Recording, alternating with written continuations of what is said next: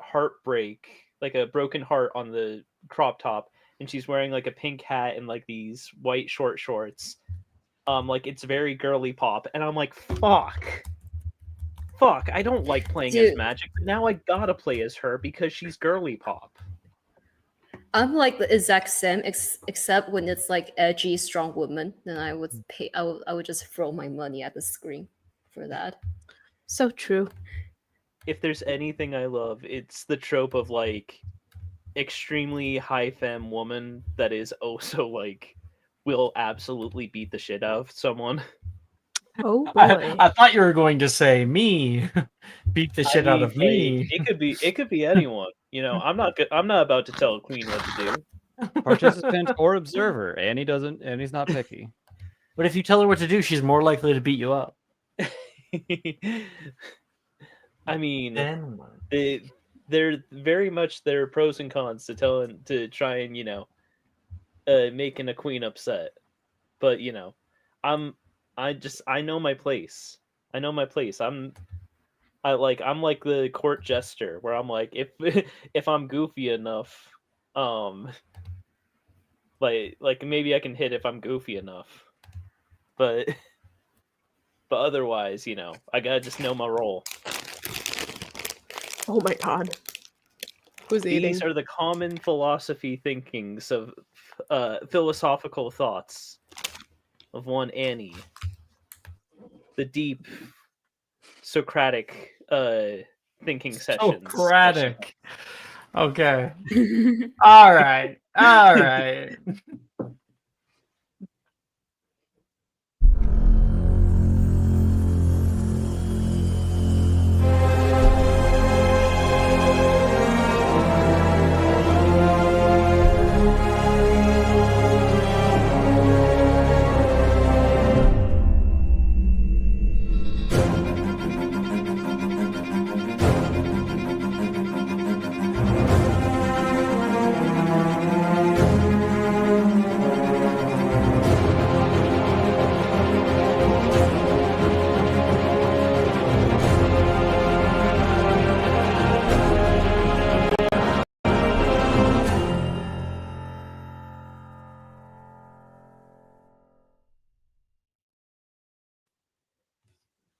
Hello, everybody.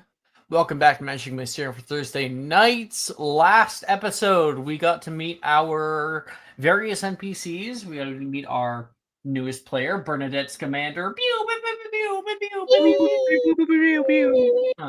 And then we got our roommates, especially.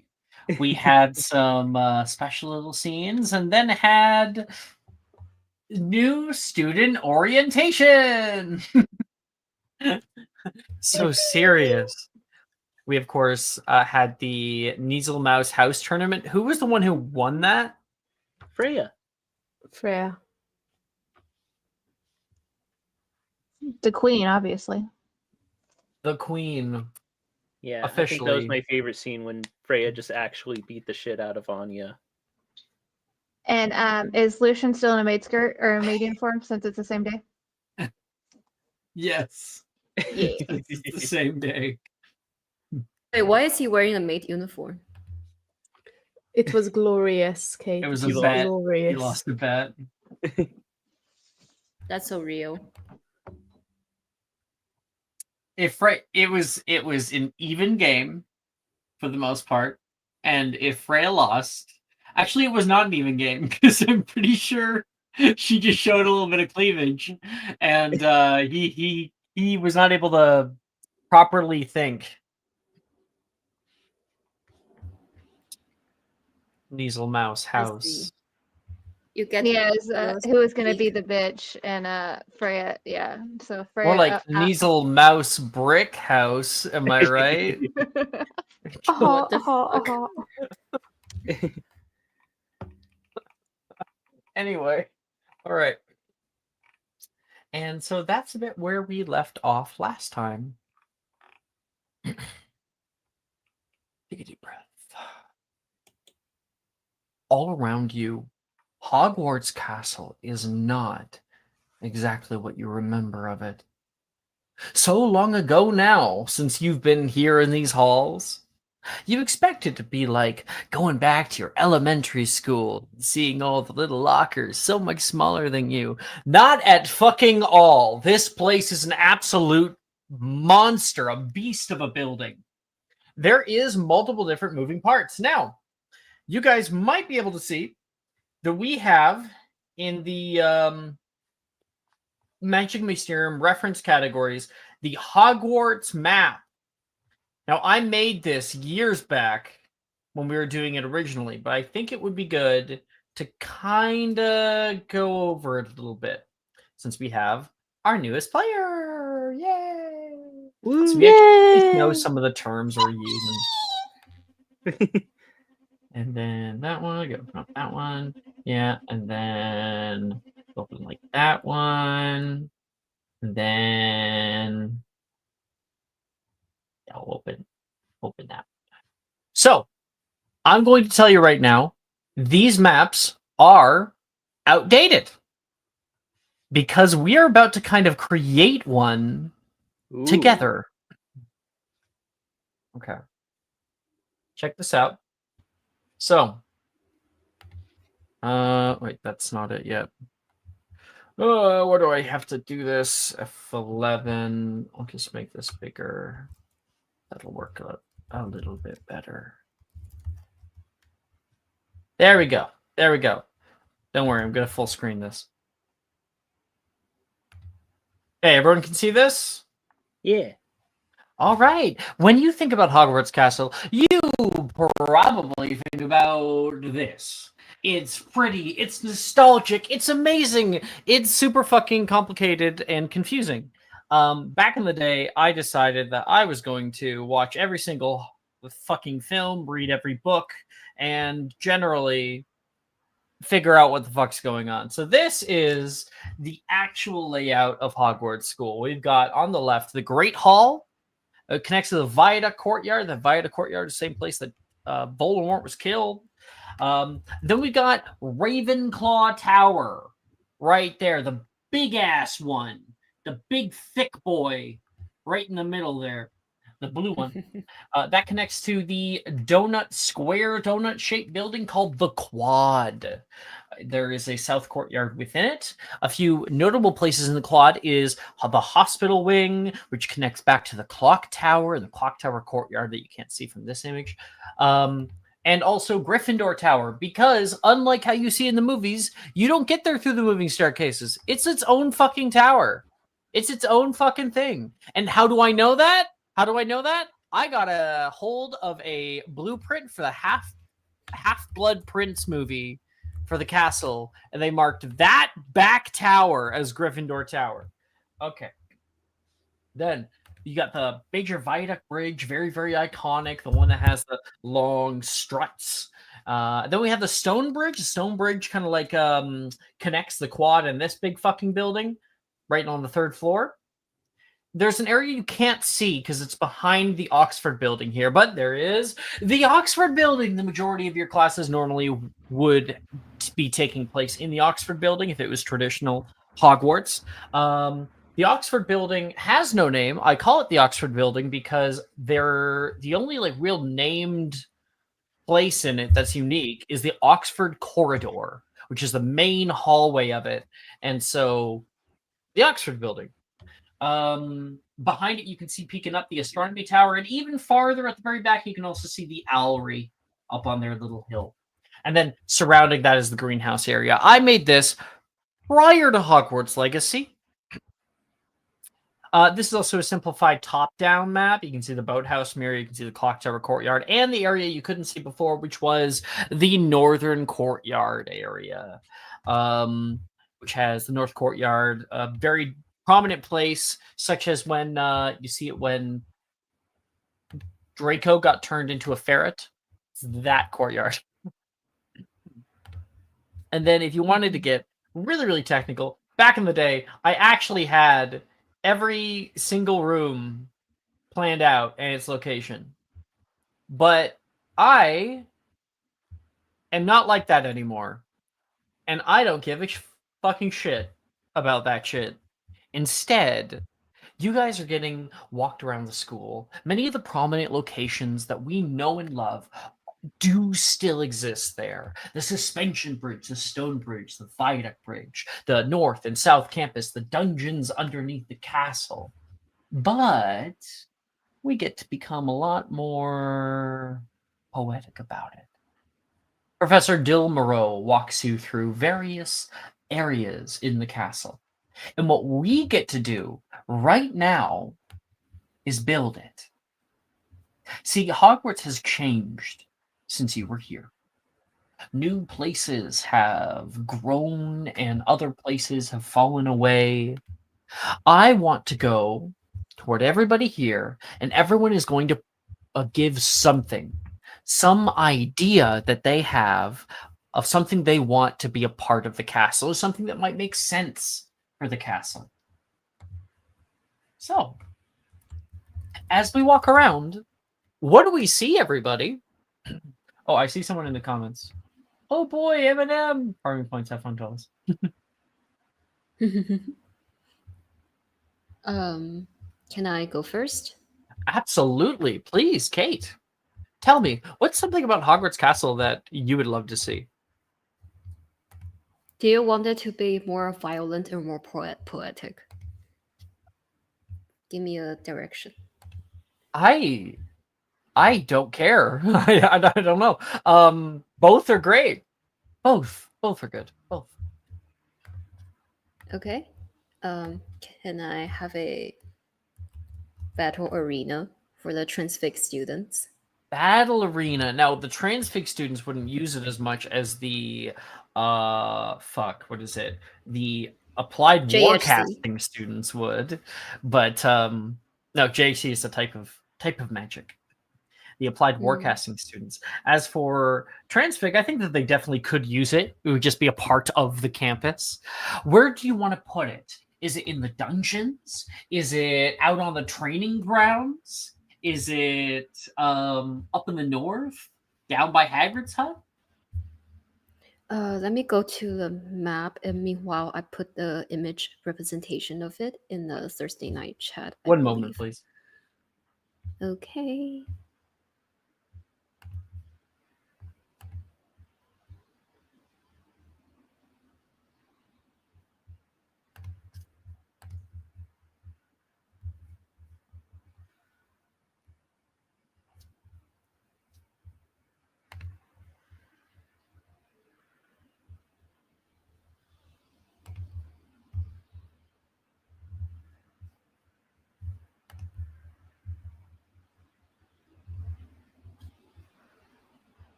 Sorry about that. One of my roommates knocked on my door.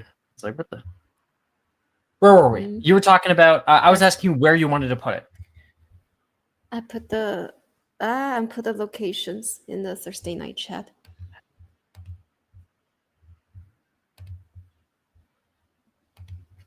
I go to Thursday night. Ooh, I like it. Heck yeah. Okay. So it has like an element of it where it touches the lake down there. Yes. So we can That's throw someone super off cool. the lake if we don't like them. That's dope. Inspiration to Kate. Okay. You've earned Thank it. you. I get an idea. Mm-hmm. Vita gets. Oh, Vita, you already have inspiration. Here's my Yes. inspo. You get a second one. A rare second one. I get an idea. Yay. Cecily. I would like a Serenity Room, and I'm thinking it be near the Serenity Room. Yeah, The fuck somewhere does like- that mean? like a nice place where they can have like tea and be cordial, and it's probably soundproof. It's just a really nice, like, could be like meditation. It's like a very calming room. So kind of like Yeah, off of like let's- a healing in the near the top Let's of the tower. take it a step further, right? Let's really make it grand. So what do you think is really important to have in the Serenity Room? What's the most important thing? Big open windows, like to let sunshine in. Okay. And then So I'm almost, if you say big windows, then we're talking about lots of views.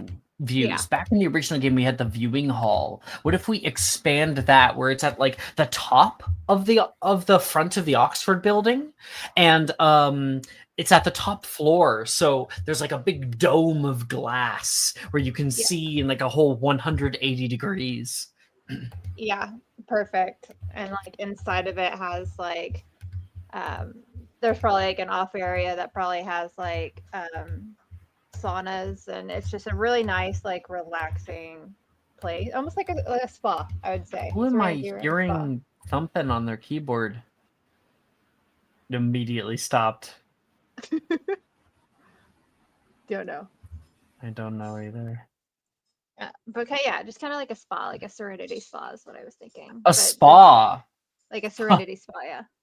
Okay, so there's like massage areas, and there's like lots of foliage and greenery that grows in the space, but it's mostly about the views and the comfort. Yeah, love it. there's tables for tea, all that stuff. It's like, and I Okay. like that it'd be near the hospital wing because it's a good place to retreat, to recover, stuff like that. Okay, let's expand the hospital wing there, where it's like up at the top.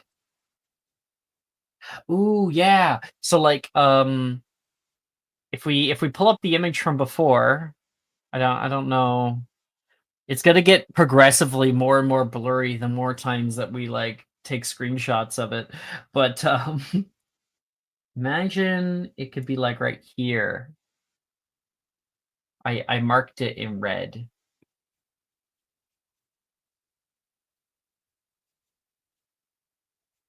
Over in the quad.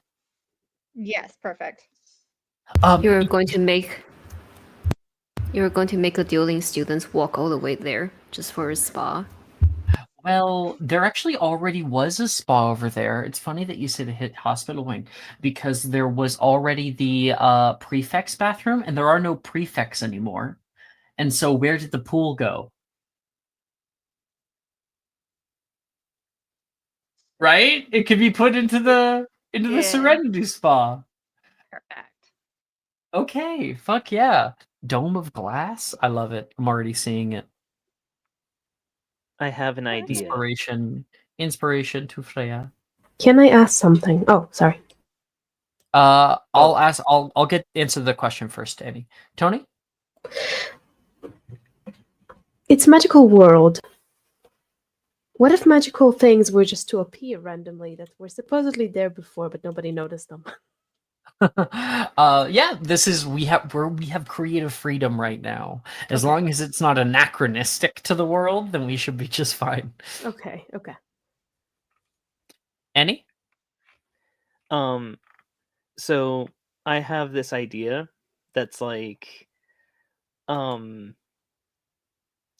especially given how Quidditch is not gonna be like a big thing, is that sort of that Quidditch area, instead of it being this big area that's just for Quidditch, it's become much more of a recreational recreational place.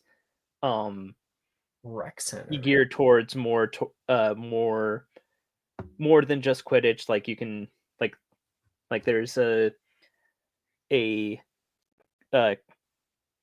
what cross or not cross country, but like Yeah, like a track. Yeah, track and field. And I had one idea in particular where I'm like, ooh, that would be kind of nice. I I don't have a perfect image for it, but the image that I found online, I'm just like, yeah, that'll work. There should be like a tunnel from the dungeons that leads all the way out to like the Quidditch pitch. It'd be really nice during the winter, so you don't have to walk outside as much. Yeah. The idea that I had where I'm like, ooh, that'd be kind of nice, is that it's like the track that is out there for like track and field, this sort of recreational area, is that it's like, they're the moving stairs. The track and field has The track is different every day. that the track can basically change shape and Take y'all over the valley. yeah, move sort of just in that space. Give it inclines. Partially, so it's like partially like it could be a track and field, but it could also be used like a skate park. And the reason why I say that is because Izzy does like flying around on her broom. But she uses her broom much more like someone would skate, like on a skateboard with it. So Well, I think that when it comes to skate park, it doesn't quite work unless we have like a different reason, because that is anachronistic. Because generally, wizards don't use skateboards, right? So, what else would like something like that could be used for? Obstacle Maybe like course. broom racing, yeah, setting like a broom track or like a racing. lane. Yeah, like when I say skate park, I'm sort of basically imagining like what would a wizard park area look like? Like a place where someone like at a school where it's like you can go out and have lunch outside and stuff like that. I just saw cats and the Wii Sports arena But yeah, for sword fighting.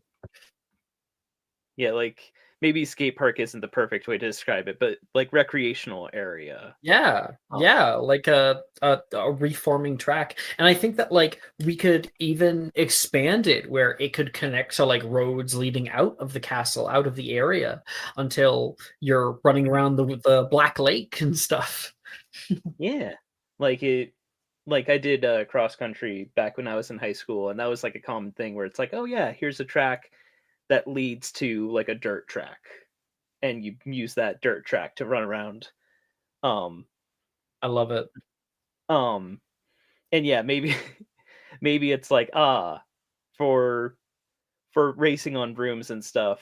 The Quidditch posts have since changed where it's like, yes, here are like these obstacles instead for brooms. If you were to do like a race, a flying race. I love it. Other ideas? A Shake Shack. There should just be... Annie, you got yours. You got yours. That is so American. Sorry, when you said other ideas, I was like, oh, sorry. Did you want me to continue? No. Ian? I'm thinking I've got two ideas. One of them is, and I can't remember if this is it already there, some sort of music hall or concert hall that people would put on performances for, plays and concerts and There's all that. not a theater, no. But then again, there is already a theater in Hogsmeade, so I don't feel like we need a theater. What's the second idea? A rotating art gallery. Basically, it would have different stuff from students and then different displays from the castle. It's like, oh, here we're going to display some of the paintings that maybe aren't seen as much on different floors. Like a cultural hall? Yeah. I love it. I love it. Where do you want to put it? That's the million-gallon question. The Oxford building would probably fit for it because that's where a bunch of the classes are, or at least back in the day. I like it. We can make it like a big circular hall with different portraits and statues and different things that are on display. Professor Bruce specifically puts a lot of work into curating it. There's definitely someone. I feel like a house elf was like, we need you to like just explain all this stuff. It's like, I was made for this. Let's go. Okay, that's Ian. Others? I have Tony? 2 ideas. Yeah, sure. One of them Is one of them involves... Shake Shack? No. The one of them involves more around the school. Can you hear me? Yeah, we can hear you. Okay, yeah, it's just the circle just doesn't seem to work for some reason. Right. So one of them involves more around the school, while the other is more like world idea. Sure.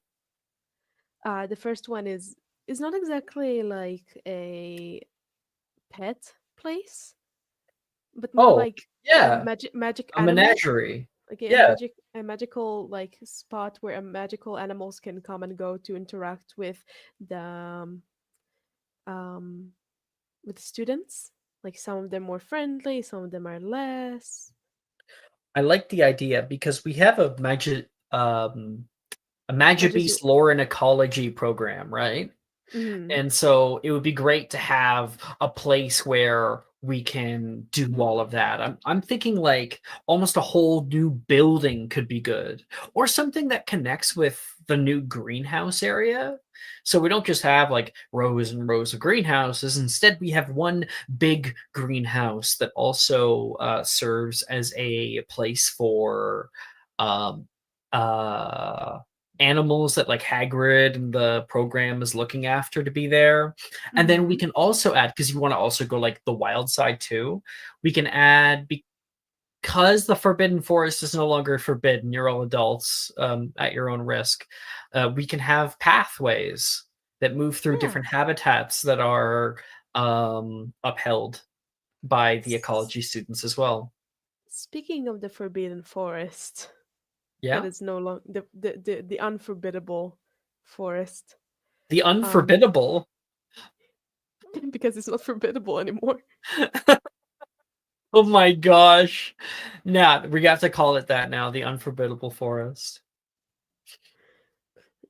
You heard it here first.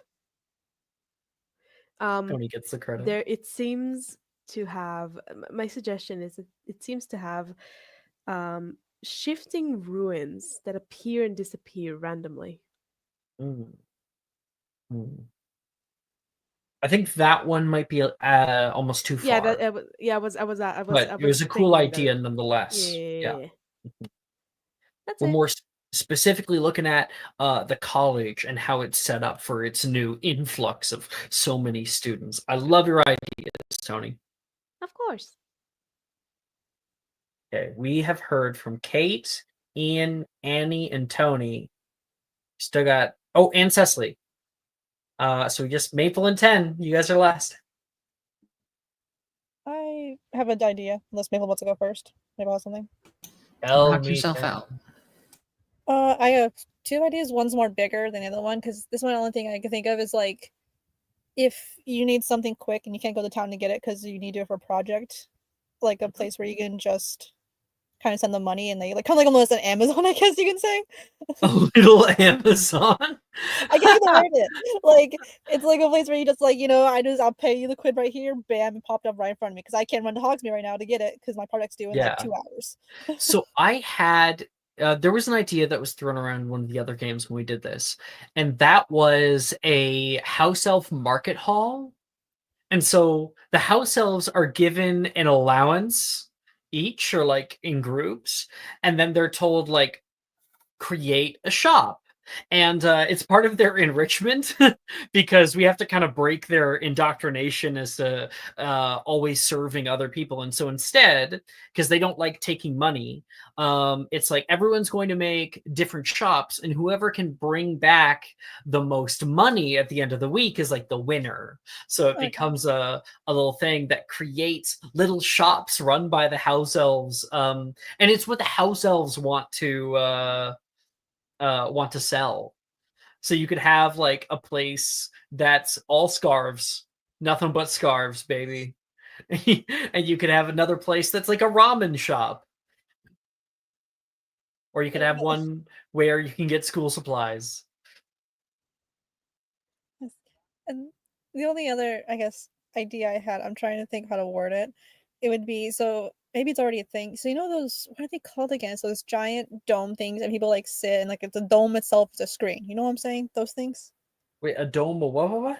It's like they're usually at museums. It's you can Oh, not that, but like you get yeah. what I'm saying. That shape with the way that sky Uh-huh. lights up, and they make you like look at like stars or things, and like it would be kind of a tower-esque thing, and in the middle would be this giant like almost globe looking thing, and you would do is that there would be these little slates, and the slates would have different constellation type of like looks on them, because if you're studying astronomy, sometimes the stars aren't always as they were like back in like the The 1950s. cosmic prognostication course. Yeah, and so you would take the slate and put it into like that, put it on like this like machine, the machine that looks like a giant, almost like projector slash You get a lunarium. globe. Yeah, and then you put on there and read that slate and like, oh, you want this star date, and then it would put the star date showing on the giant dome above you. Stardate 345. Boy. Yes. Joking. These are the continued adventures of Stargate. I love the idea, and let's expand like the whole cosmic prognostication course area, right? Let's connect the divinations tower into the Oxford building, and the tower goes high up, and you do have a lunarium at one area right at the top of one of the towers, where it's like both a lunarium and an observatory, where the screens can open up, big like telescope can shoot out from the top of it.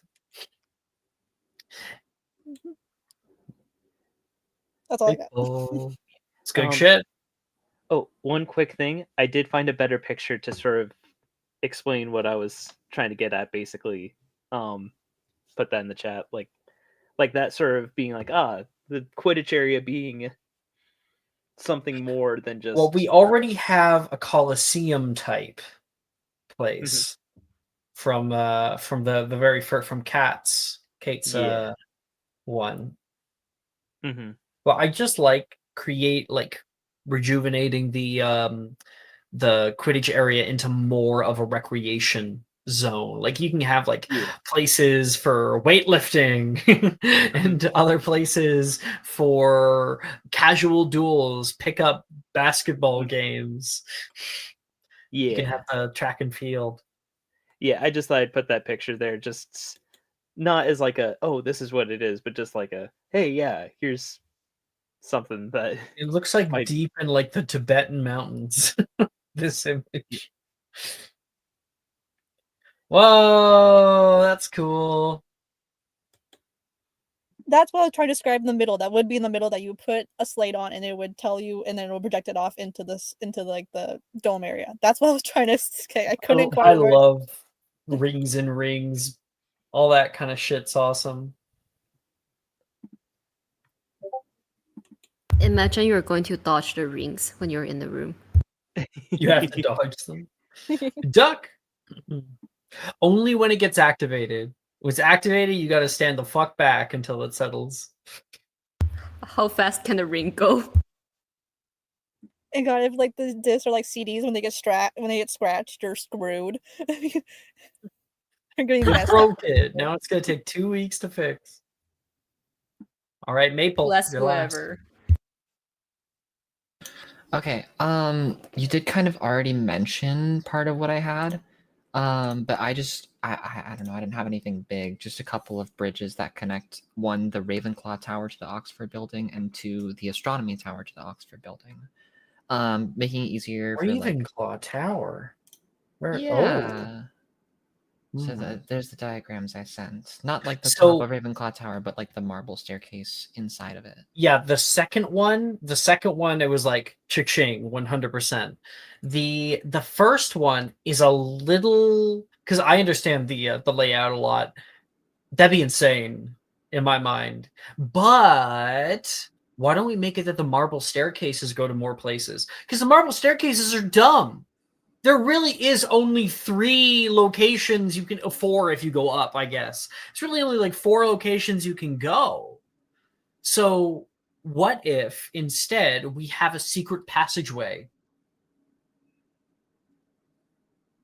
that goes to different places all around the school? You roll a d100 to see where it goes. I'm listening. Or we could connect, like instead of going diagonal, what if we like went forward with a bridge toward the lookout tower and then a bridge on top of the stone bridge?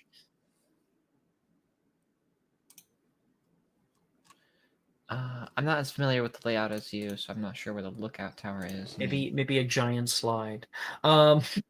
So the image that I'll show you why I'm like, I don't think it really works as well here. Yeah. Yeah, here we are. So if you take a look at like the not top-down image, this one. Damn it. Good. This one. You would essentially be creating like a diagonal or like be an odd bridge. I couldn't quite picture it as to how it would go. But if we had the moving staircases actually mean something for once, where you could go to the Oxford building or to the greenhouse area or to the clock tower. Yeah, that works. So I'm not sure if I'm visualizing it correctly, but I trust your judgment.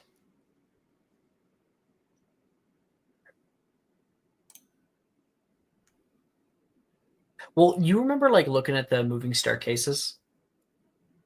No, No, I don't. You don't remember from the movies? You haven't watched the No, movies I haven't in a watched the while? movies in years. Oh my gosh. Here, I have an image of them, I think. Oh, come now. I've got to have an image of them. Do I really not have an image of that? That's insane. No way. No way. I don't believe it. I really didn't. I just said, oh my gosh. Moving I staircases. mean, people are putting pictures in the discussion Oh, channel. you guys are already doing it. Yeah, I mean, my advantage here, Alex, is that my fingers are way faster than yours as a lesbian. I'm very glad. The moving staircases, they always like led to different places. But if you actually look at the layout, the logical layout of the castle, it just leads to either the Great Hall or the Quad. That's it. It's two locations. There's no other place that it could be going. And so what if the moving staircases moved over, just like that first GIF, where it moves over to like a door, and then when you walk through that door, you walk out into a different place around the school.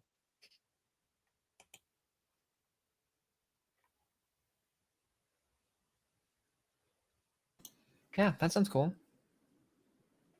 What program are you in, Abigail? Curative magics. Curative magics. So you'd be probably end up using the leisure center a little bit more out there. The hospital wing. How do you think that we should expand the hospital wing? How can it be updated? Dissection rooms. Dissection rooms? More Maybe. than one healer. Okay. Well, we also added the Serenity room attachment to it, which is basically, Absolutely. yeah. I think I it's good to have a relaxation like section. I think maybe also adding because Madame Pomfrey teaches. How many classes does he teach? Just the one, or I have to double check. A relaxation section. Well, I mean that's what we did at the start. That was Cecily's idea. Yeah, it's a Serenity room. I was just saying that was a good idea. I was gonna say Hmm. that having a classroom adjacent to the hospital wing, which Professor Pomfrey could use to teach advanced physiology and emergency healing, would be nice. I like it. Like oh, they have words for them. Like a autopsy theater. No, What do they okay. call it? Surgery theater? no, like I there don't might know be a about. technical term for it. You want to know what med students call it? What? Because I remember talking to my dad about this and about how I could never become a doctor because I'm too squeamish. And he said, "Oh yeah, in your like first year or second year of med school, that's when you have to take classes in the gross lab." And it's like the The gross lab. gross lab. It's like that's what med students call it. if you can't handle classes in the gross lab, then you probably shouldn't be a doctor. I like that you said autopsy room because what the fuck is she autopsying? I don't imagine there's a lot of autopsies happening. Just walk in there, there's like a World's cadaver. safest place. Yeah. This is John. He passed out in the field, and we're gonna figure out why. Flicks out knife.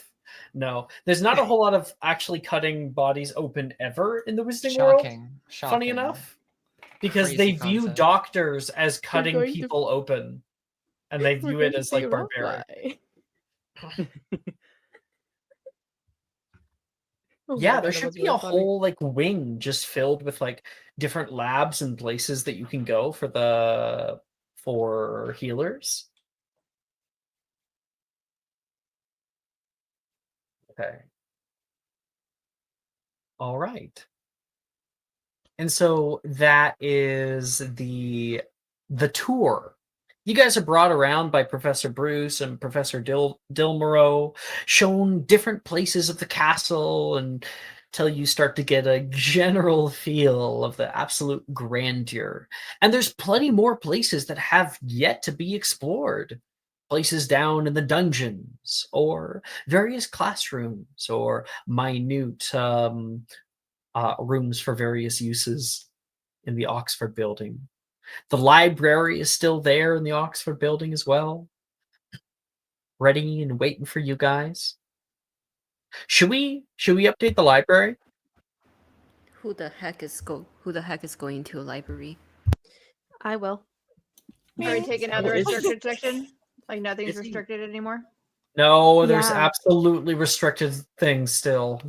What is the point of having a restricted section when everyone there is adults? Right? What is the point? Because of some of it having- is literally Yeah. illegal information. Then I why don't have it in there in the understand- first place? Yeah, I was about to say Because that. Hogwarts is a Ooh. stronghold that carries the information. It's the only like place that it can be If held. we have so many politicians graduating from Hogwarts and they still haven't made like an arrest against the school for having restricted section. Izzy Some- loves libraries. Like, yeah. Especially Yeah, like the Bernadette- section for like nobody Bernadette goes reading around the shit. corner.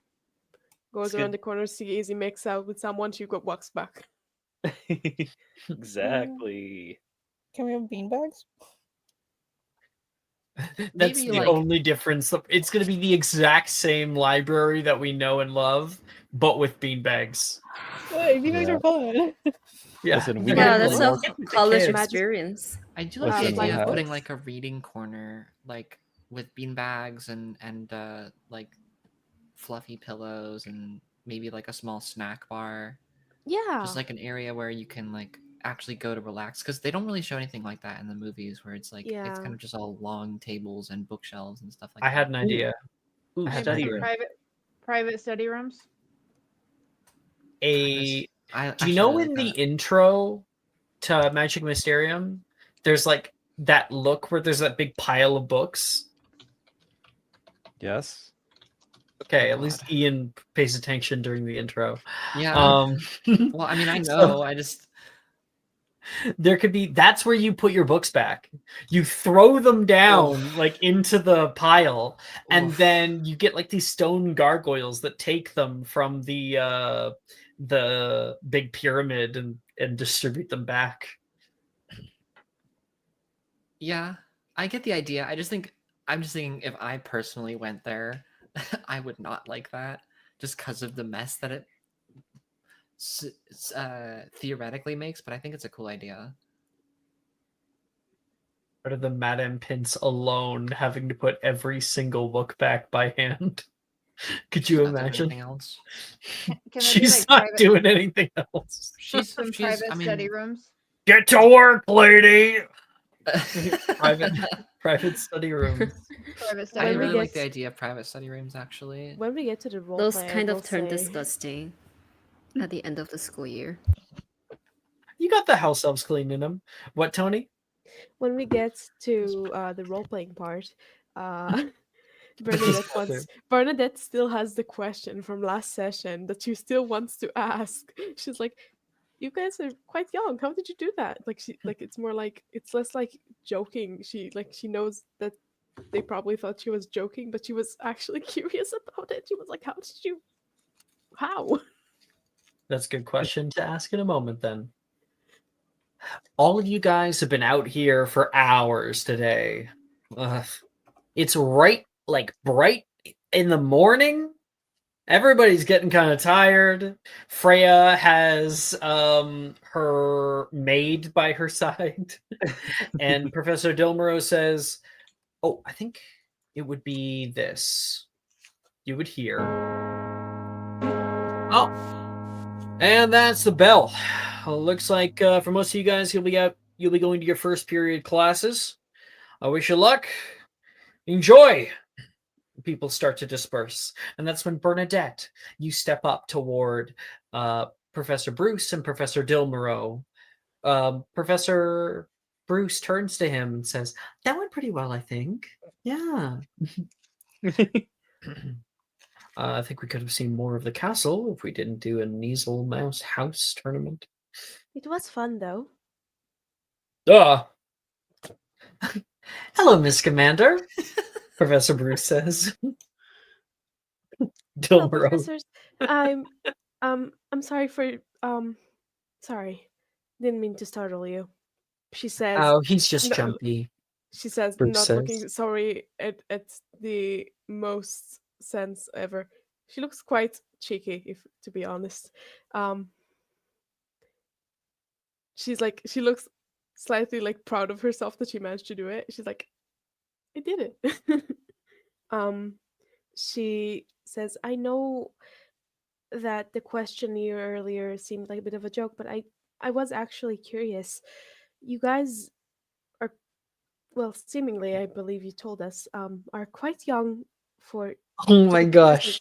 professors. You are so kind, Professor Bruce says. And I was really wondering, how did you manage to become professor so young? Oh, well, I'm 31. Professor Bruce says.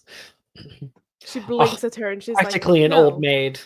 She like looks at her and she just straight up says, doesn't like no. No, you're not. I said, no, you're not. She's like Sorry. blinks at her. She's like no, before realizing she said it, and she's like, oh, sorry. You don't But seem. Professor D over here, Dilmero, he says again. He's what? How many years older are you? A second. I have to figure it out really quick. I think he's. You said 29. 20. Yeah, but said a few years older than us. He's 27. But Professor Dilmer over here, he's 27.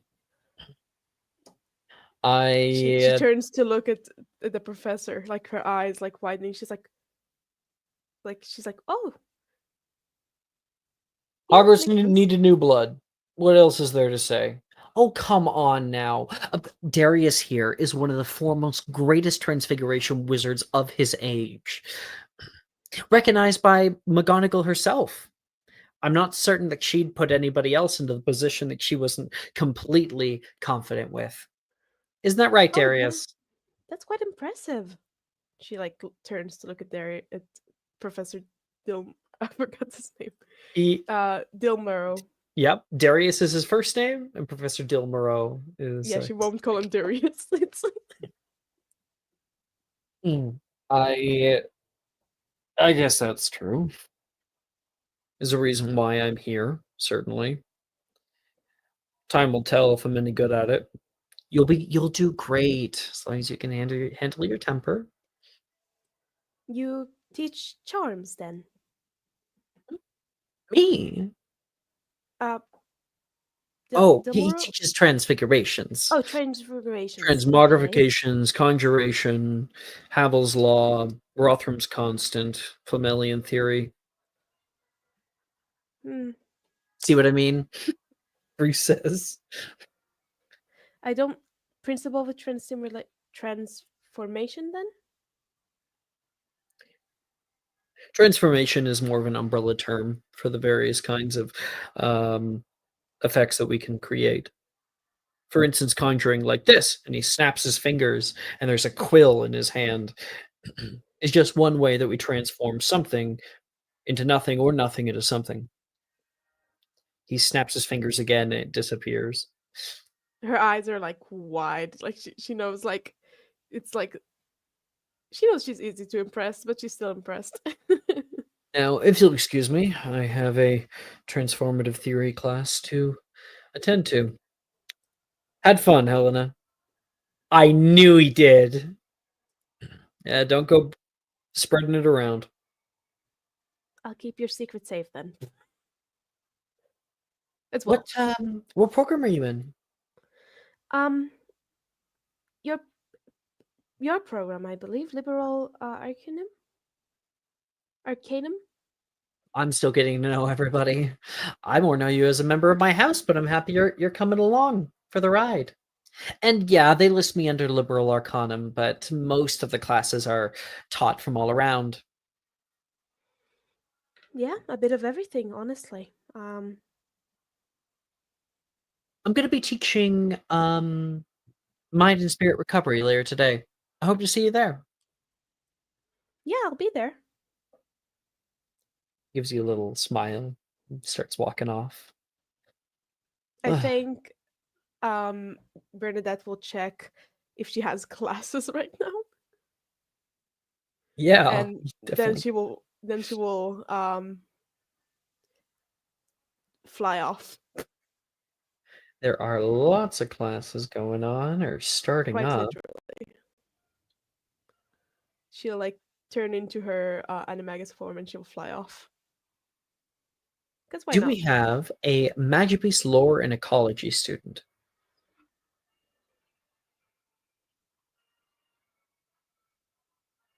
I don't think so.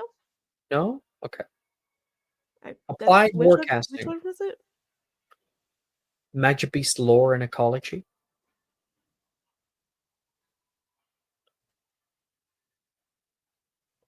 Okay, I'll pull up my notes instead. I'm applied warcasting. Applied Warcasting here as well.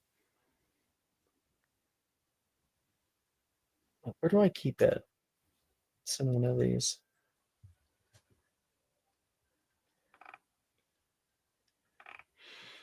It's in there.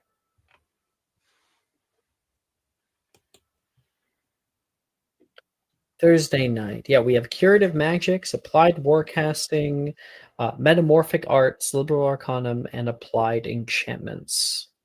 Overall, no botanical, cosmic, or Magibeast. I'm cosmic.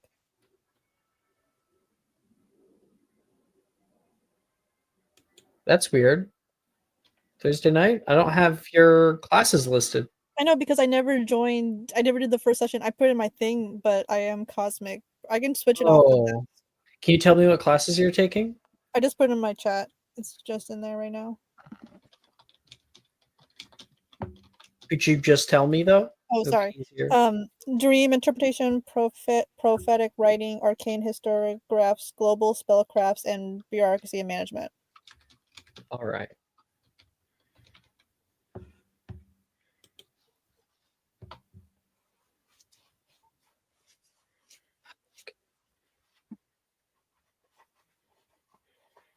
Who's our metamorphic arts major? Was that? I think that's me. Oh, Transfig. Yeah, right? that's you, Vita. Yeah, I'm going to have such a fun time trying to matchmake people from my class to my friends. I love my friends. My favorite part is how convincing you sounded. Like Yeah, like you yeah, really my believed friend. it. I love my friends. I was just going to say like I love my. I don't know. I don't want to sound like My coworkers. I don't want to sound like Joe Moreau. I love my Yeah. classmates. I love like my classmates. I love my class. Alex. No, I love my friends more than my classmates. My classmates are there just to make my friends happy. I might be objectifying them. So true though. Maple? I never rolled for a roommate. I don't know if that's something you want to do now. Oh, you never did? Because I wasn't here last week. Right. There was another person who wasn't here last week. Wasn't there? That was Vita? probably Kate, but Kate. Oh, right. She paid me off. Abigail, what? You're in Ravenclaw? Hufflepuff. Hufflepuff. Hufflepuff. Ooh. Okay. Puff, How puff, many pass. other Hufflepuffs do we have? Is it just Vita? I'm a Hufflepuff. Yes. Well, Bernadette, right. But they both already have roommates as well. Yes. Yes. So I just need to figure out who those are, and then I'll be able to figure them out. Bernadette, you're with Fife, if I remember correctly. You guys did Yes. like the makeup stuff. It was so Yeah, cute. Yeah, And then I Wolf love is him. taken. Okay, I so love him. that is 1, 2, 7. 1d7, Maple. 1d7. 1. All right. We'll figure that out once you get back. Ominous that I'm rolling a 1. Mhm. Well, you'll see it once you go down to like bed for the day. Okay. All right, then keep your secrets. Vita. You're walking down to Yes. the metamorphic arts area. You can see a large lecture hall that you stand into, called the Conjuration Hall. This class specifically that's happening is transmogrification. You get there before the teacher does. He's waylaid by another student, and you get the lay of the land. You're able to look around at the other people who are in here. And I'm pretty sure transmogrification is a class that can only be taken by you currently, like Liberal Arcanum. I don't think it's available to them. It's not.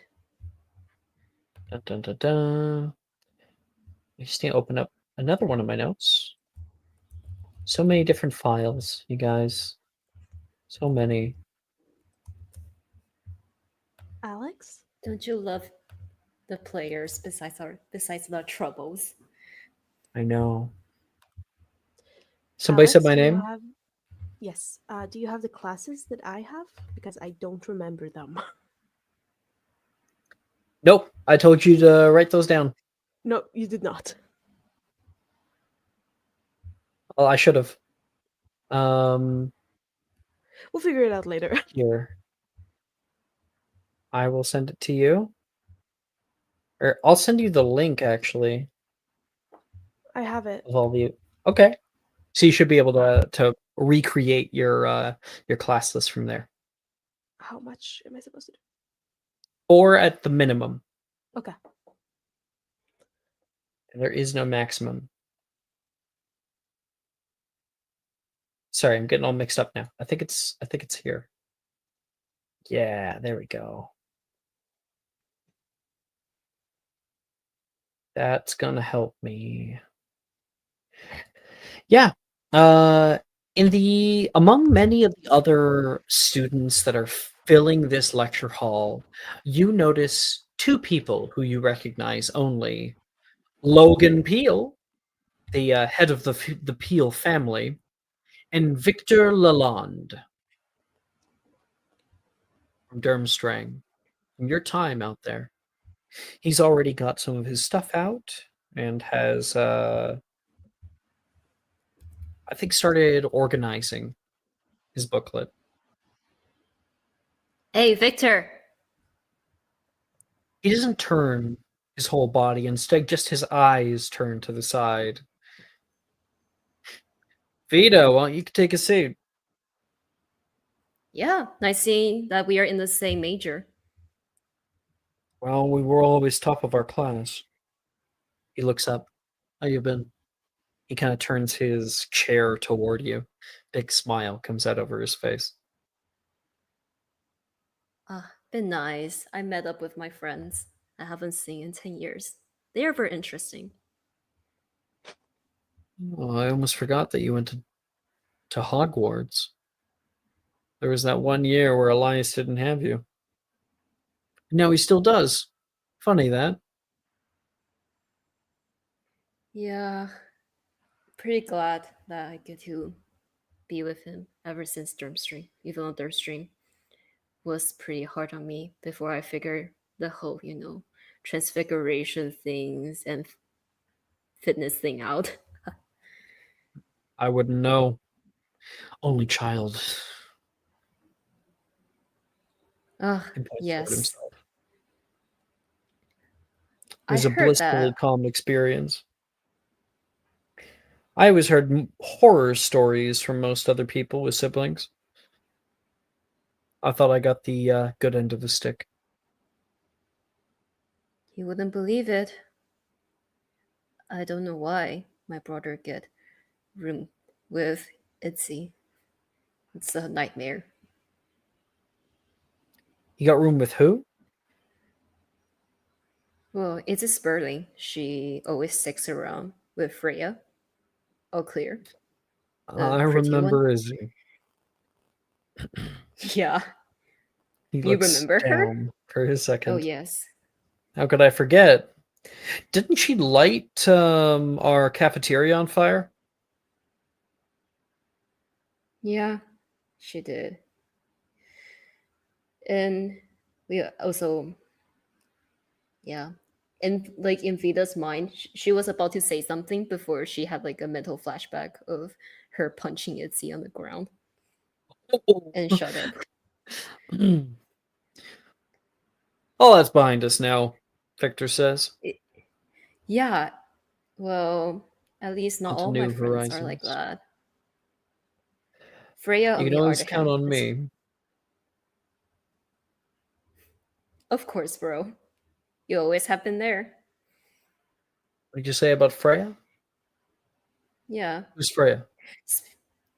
Freya, I just like now I talk. She's Itzy's good friend, and now I'm talking about Itzy. I kind of realize that how similar you and Freya actually are. There's no one like me, he says, You quaffing his bet. hair a little bit. I kind of You'll like have to use my. introduce us then. I would.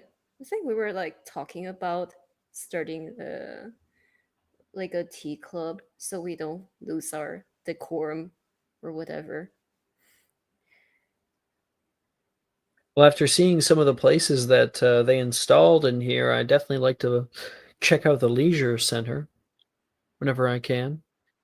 Maybe she should come down. We could all hang out together. You guys should. I feel like you guys would get along really well. You guys have both like that decorum vibe, and I just feel like you guys are the type to like, I don't know. Sorry, I've been like working and kind of like jaded, but I don't know, whatever you guys talk over at tea. What do you do for a living? When you ran off, I thought you'd just remain as detail for your brother. She kind of like scoff at the word like detail for your brother, and then there was like this 1 second where she looked down a little bit saddened, but she blinks her eyes several times and come back to Victor with a smile. It's like, yeah, I've been working as a guard at German Ministry of Magic. Still looking for an upgrade then. It's mostly to support the household, because uncle's getting older, can't let him have all of the stress, and also so I might pave some way for Elias, hopefully, in the future, Yeah. if he gets better. Elias told me about your guys' uncle. He sounded like a scary man. I mean, he is scary, but he is like, he's still nice enough, to take me in. And then I kind of just like flick at my, like, I use my right arm to flick on my left metal arm, and then I kind of like smile, like try to play it off, like, huh, look at me. I mean, it's like a trouble to take care of me when I'm little. All right, everybody, welcome. Professor Dilmoro steps down from the top. Sorry I'm not here early. I would prefer to be. Let's start delving deep into this. We are going to be delving into transmogrification. Who can tell me what that means? Come on. You know, at least half of you know this. I stared dead at Domero.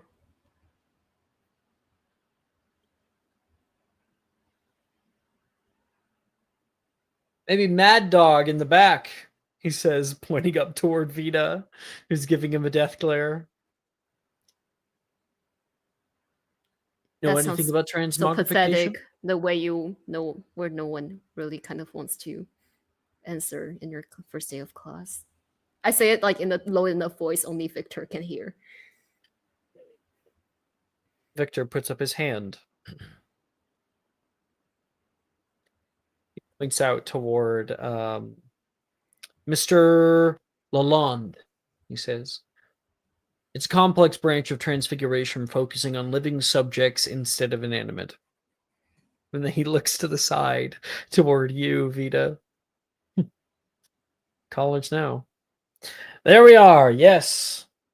Well, when using this branch, mistakes can have serious consequences, even more than normal. As he speaks, you can sense a deep understanding of the subject, conveying concepts with clarity, a little hint of enthusiasm here and there where you can see his enjoyment comes.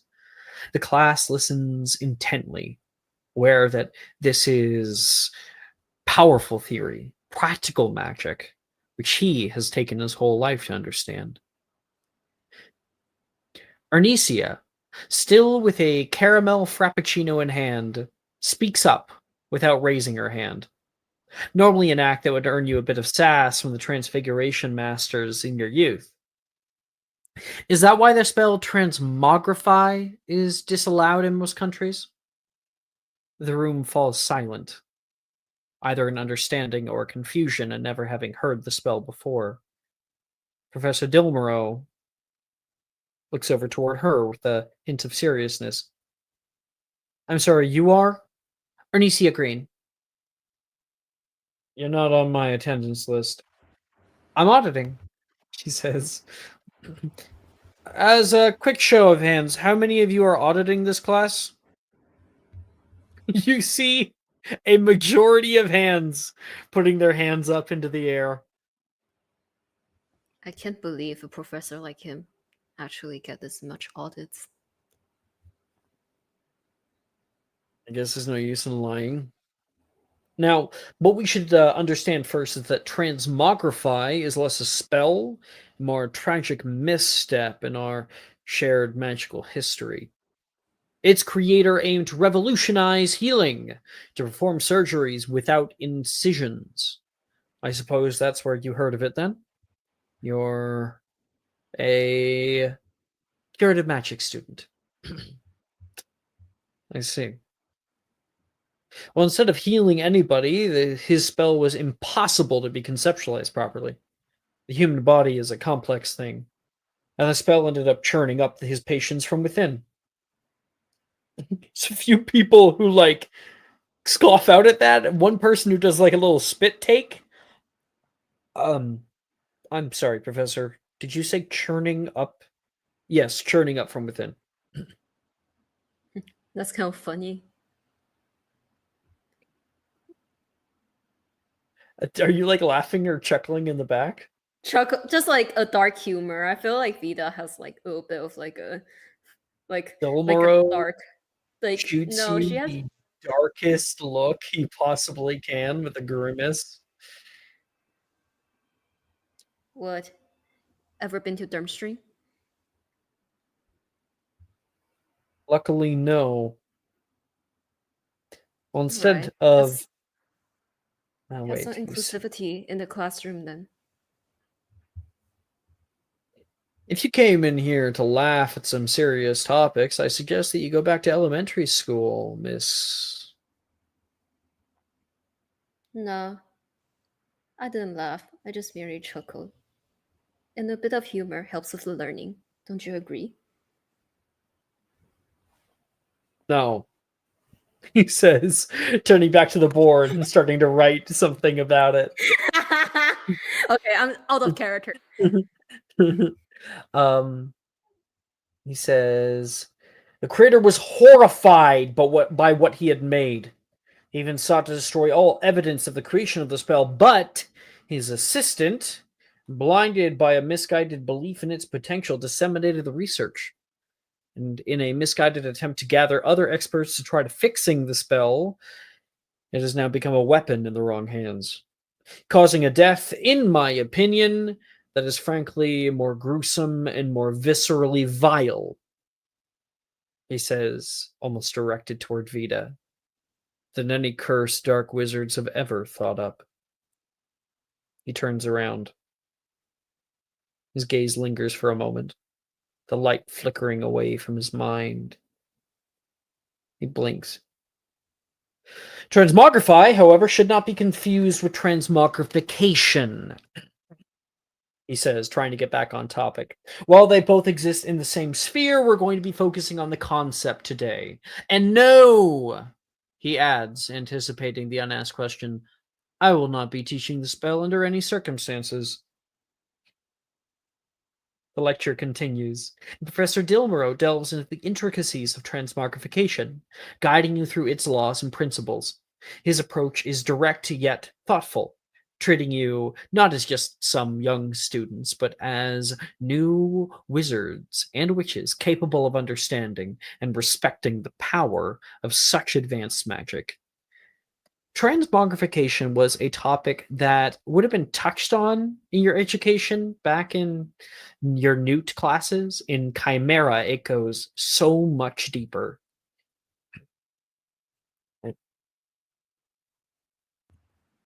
Okay.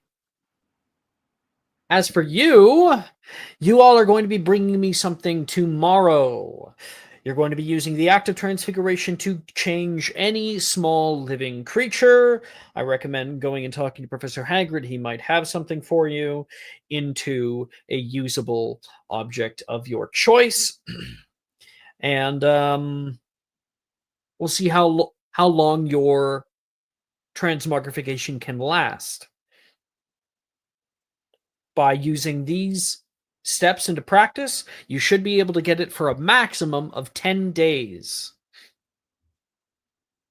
10 days. It can be quite useful. And Victor next to you marks down 10 days and underlines it. You even He need, closes the book.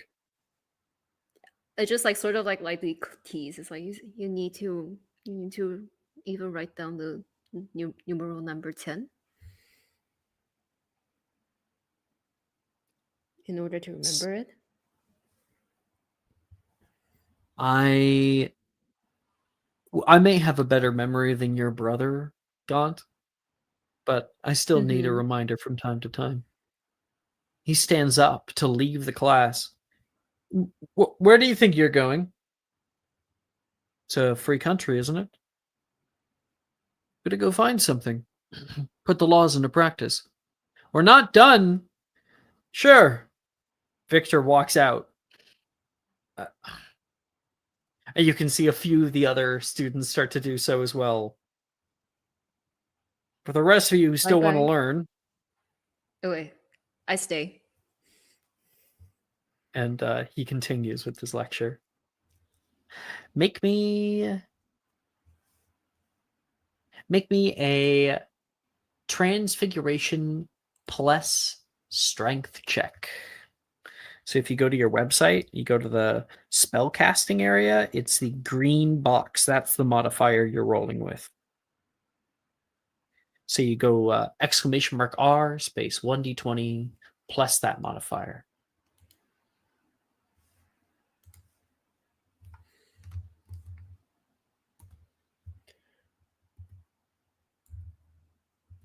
Wait, in the rolling channel? Yeah. Plus generally where we roll. The strength modifier? Transfigurations plus Strength. You can find the exact modifier that I'm talking about if you go to the spellcasting area in the website and find the green box at the top. I might be a little bit stupid.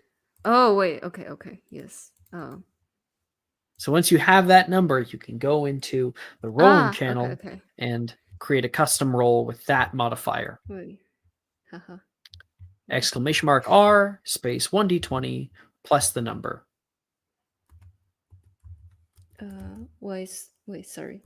I don't think the comment is showing up. Doesn't need to show up. It's just exclamation mark R You need to beat the space between the R and the number.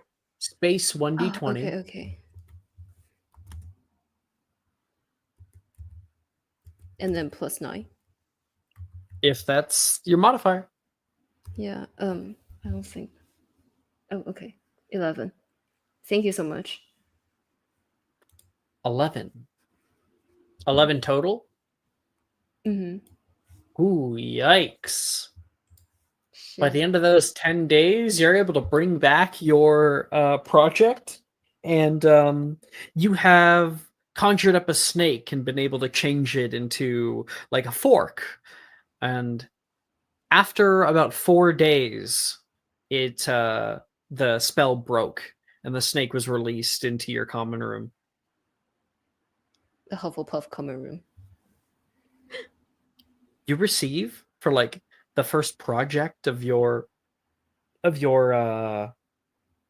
transfiguration class, a failing transmogrification class, a failing grade. Okay. Well, better get some tutoring then. Exactly. Kate's got it. happened. Kate understands. Maybe I should actually stop teasing Victor. Theo Victor did. Yeah, sure. He did fairly good. He got 21. It didn't last the full 10 days. He was able to get to 8 though, double what you got. Hey, Victor.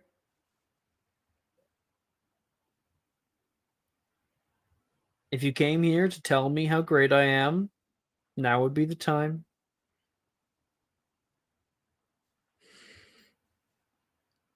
Yes, you are so very great, and I am so sorry for pointing out that you have to write down every single little details, such as the number 10 in your notebook. Are you kissing up to me because you need my notes?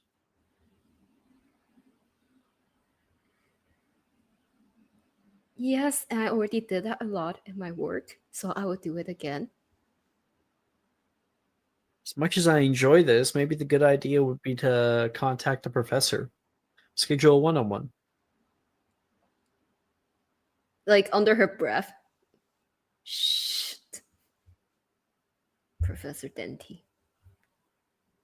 Why don't you like him that much? Kagan is not the most personable person, but...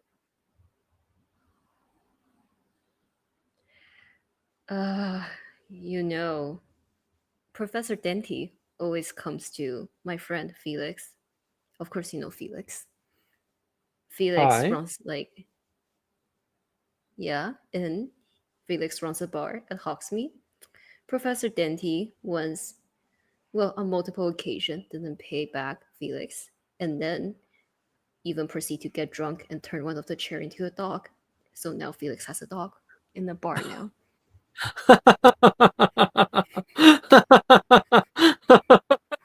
Oh, I like him more now. Are you serious? Maybe it's a better idea for me to not introduce you to my friend Freya. All right. I'll give you some tips. And you got him Yes. as a transfiguration tutor. Yay! Help me, carry me through the class, Victor. Okay, this is like out of character. Victor, carry me away from here. Anyway. No. Just carry me just carry my grades, please. Applied enchantments. Who's in that? That would be me. Drea. For applied enchantments, you have got- runes and inscriptions. Your class for the day. I did. Oh yeah. Okay, I did close that one. You walk into a large cylindrical class. There is a web-like chart in the center of the stage that has runes all over it. And all along the walls, there is depictions of different runes and runic workings, long lines that connect into the center. And teaching this class, I'm fairly certain, is your old Professor Babbling from your first year here. You move to find your seat and can find a few other people that you recognize among the crowd. Darian Castelli is here, along with Inessa Valderez, who's already working on some kind of inscription. Reese Castelli, who has sat as far as from his brother as he possibly can. Sadie Milne, sitting nearby, pushing the hair out of her face. And Yuta Tanaka, who is asleep. Apparently he got here early. She will move to sit next to Yuta because she figures he will not bother her since he's sleeping. The quiet as you're sitting there and getting your stuff out. 1 second, actually.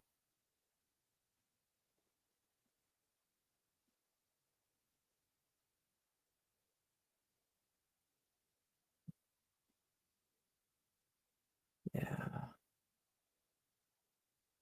Oh, it's the wrong one. Damn it. It's fine. You can hear him in his sleep go, no. I'll be there. I got you. It'll be okay. It'll be okay. Mumbling to himself. Good evening, everyone. Up here at the front, please. Attention. There is a tapping of a long wand on a podium. And in the back of the room, you've got Professor Babbling, who has in front of her a large glass orb. Today we are going to be learning the art of runic encodement and see how many of you can actually suffice.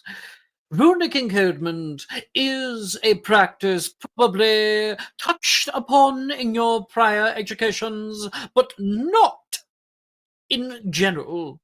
That is because runic encodement is seen as two things. One, highly powerful, and very, very volatile. And two, closed in practice to many. The goblins of Gringotts Bank and of the Northern Highlands have their own act of silversmithing, which we will not be learning today. They have not deigned to grace us with its knowledge. Instead, we learn the wizarding way, etching runes upon objects. Can anyone here name for me one enchanted location here at Hogwarts? Shouldn't be too hard. Yes, Professor. She'll raise her hand. Yes, Miss Claire. My, Hogwarts oh is- my. Hogwarts is known to have the Room of Requirement, correct? Ah, yes. Used in the last year of Hogwarts operation. It was used as a network to expect various students, probably also yourself. Are we correct? Yes. You would have been you would have left the castle via it. It has since gone dormant. Its location unknown. Perhaps one of you will be the first to find it. However, while very much I would call it an enchanted space, there has been no runic workings to be found on its surface to date. How peculiar. Hmm? Can anyone name another? Reese puts up his hand. Yes, Mr. Costelli. His brother looks up. Huh? Junior, she says again. Oh, yeah, sure. You go, bro. Darian calls out. The bells. Indeed. The class bells are enchanted to ring at specific times. I suppose the entire clock tower is enchanted for various uses. You all, today, are going to be learning about runic encodement in the simplest of forms. By the end of the week, I wish to see some progress made on an object of your choice and an enchantment, a runic encodement, for which you wish to etch upon the item. And she continues with her lesson. And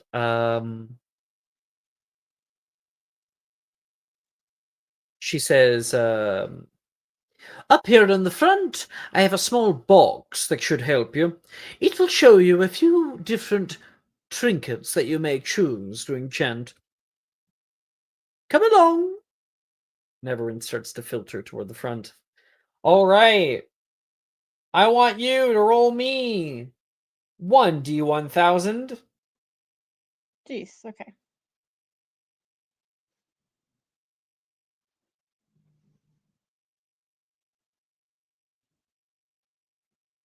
217.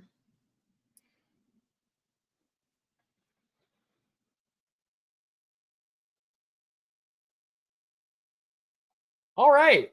You receive a rough stone statue of a lizard.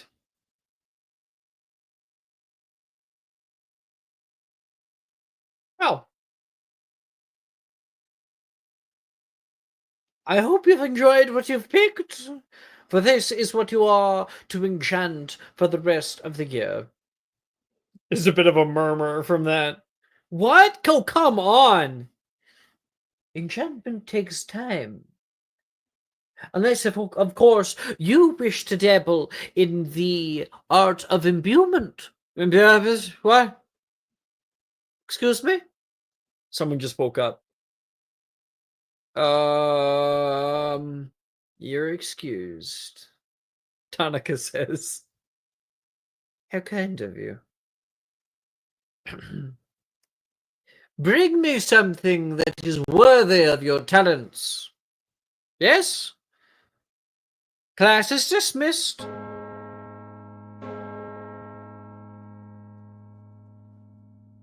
Freya, you walk out into the hallway, as so many of your other students do too. Can you roll me another? You know, I want to roll a few. Can you roll me 2d1000?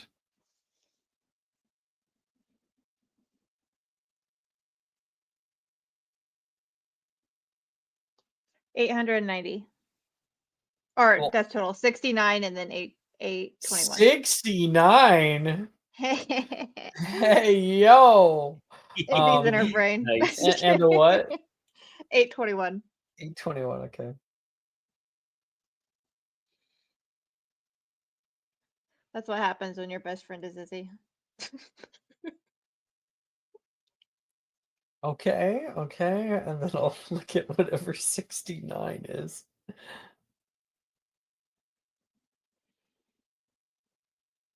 It's just one word that says nice. Nice. Yeah. So Reese walks out of there with a helmet. A brass. What am I supposed to do with a brass helmet? Looks like it was like from ancient Rome or something.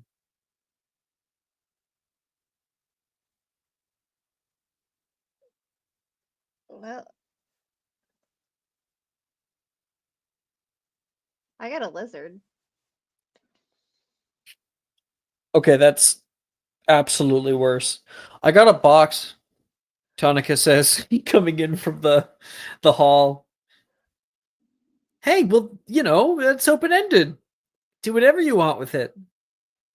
I get choice paralysis, he says.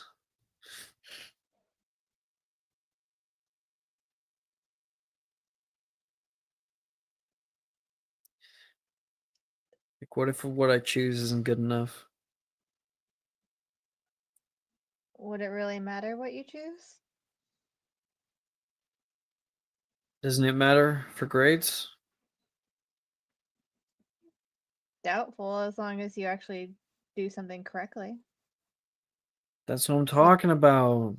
What if I pick like a lame enchantment that's not even done right? Don't think- pick a lame enchantment? Reese says, looking toward you, Freya. Yeah, I think they just have the same train of thought. They're just like, doesn't know how to help them. It's gonna take me forever, he says, and mopes down the hall. Interesting new students, eh? Yeah, one to keep an eye on, I guess.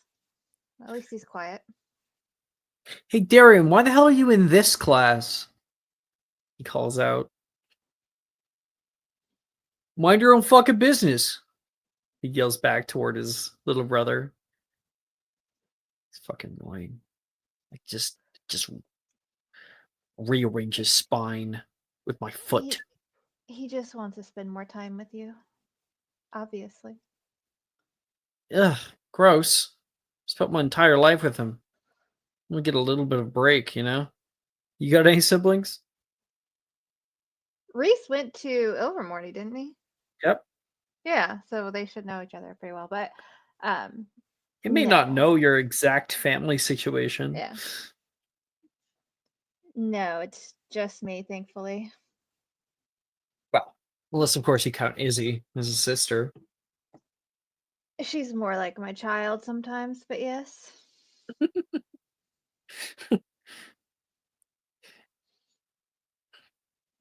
So, what are you gonna do with the lizard?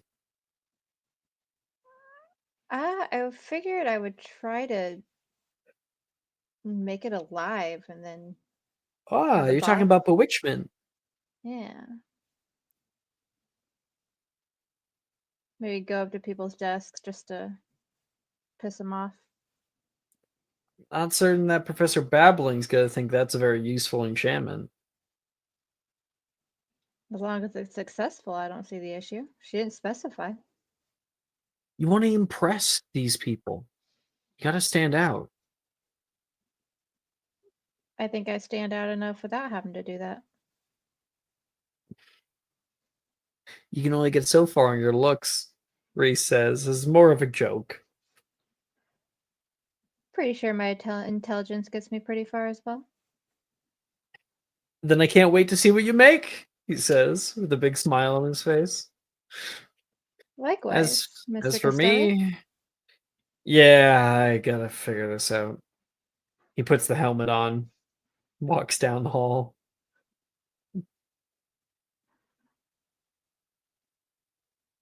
So, Freya, what enchantment are we creating on this, or trying to? Am I just supposed to come up with something, or? Indeed. Oh, then It's your yeah, project. Well, my idea was literally just to try to make it come alive, so she has a little pet lizard. All right. So animation bewitchment. You are going to go ahead and roll me a investigation check. for investigating different rooms that could help you.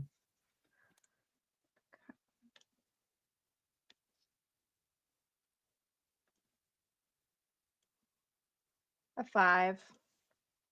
Okay. You figure out that bewitchment is a lot more complicated than you thought it was. The more you research about it, the more there is. Oh, it's going to take a long time. You work pretty hard for a long time, and all you're able to do is get the lizard. The statue doesn't move, it's still rigid, but the lizard will grind along the ground in areas. If this is my roll for my grade, can I use my inspiration? We don't actually do grades. Okay, good. Yeah. Well, I thought she had a grade in the last Veda did, so I was like, No. Take this as an opportunity for role play, right? Just like we saw earlier with Kate, she didn't get very good, but she turned that into an opportunity to connect with Victor, right? yeah, Freya's just gonna hyperventilate. Freya, you already know somebody who is exceptional at this kind of shit. I don't think you would generally get along with her. I don't know. I don't quite remember your story with her, but Anessa is exceptional at this shit. She's Okay, very so rambunctious and talkative. I don't think I developed a backstory with hers, but she'll go up to her. Hey, Well, Nessa, go I have a question. up to her. She's already left the class, right? Just like everybody else has. You'll have to figure out where she hangs out. Or I think she's a Hufflepuff. You got some friends in Hufflepuff, right? Yep. Okay. Then she will look. Quick question: is Oriana in Hufflepuff or Ravenclaw? I'm in Ravenclaw. Okay. Who's my Hufflepuff friend then? I am. Bernadette, And so is Vita? Okay. Vida. And Abigail, I believe. Yeah, no. Well, well. I'm gonna go up to Abigail. Wait, are you? Oh. It's complicated. They have a complicated history. It's Ah, very ooh. complicated. Ooh. Can't wait to Yeah. find out. It's all Freya's She- fault. It is. That's the sad part. She's going to look for Bernadette or Veda, whoever she runs into first. All right. I just want to double check. Bernadette, you don't happen to be in the Runes and Inscriptions class, are you?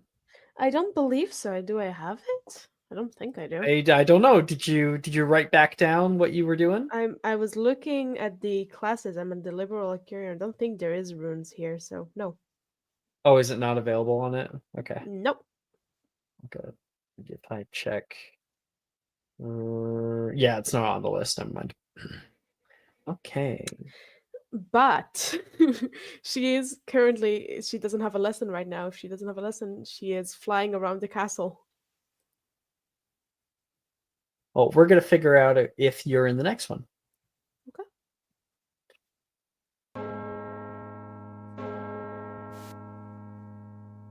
Applied warcasting.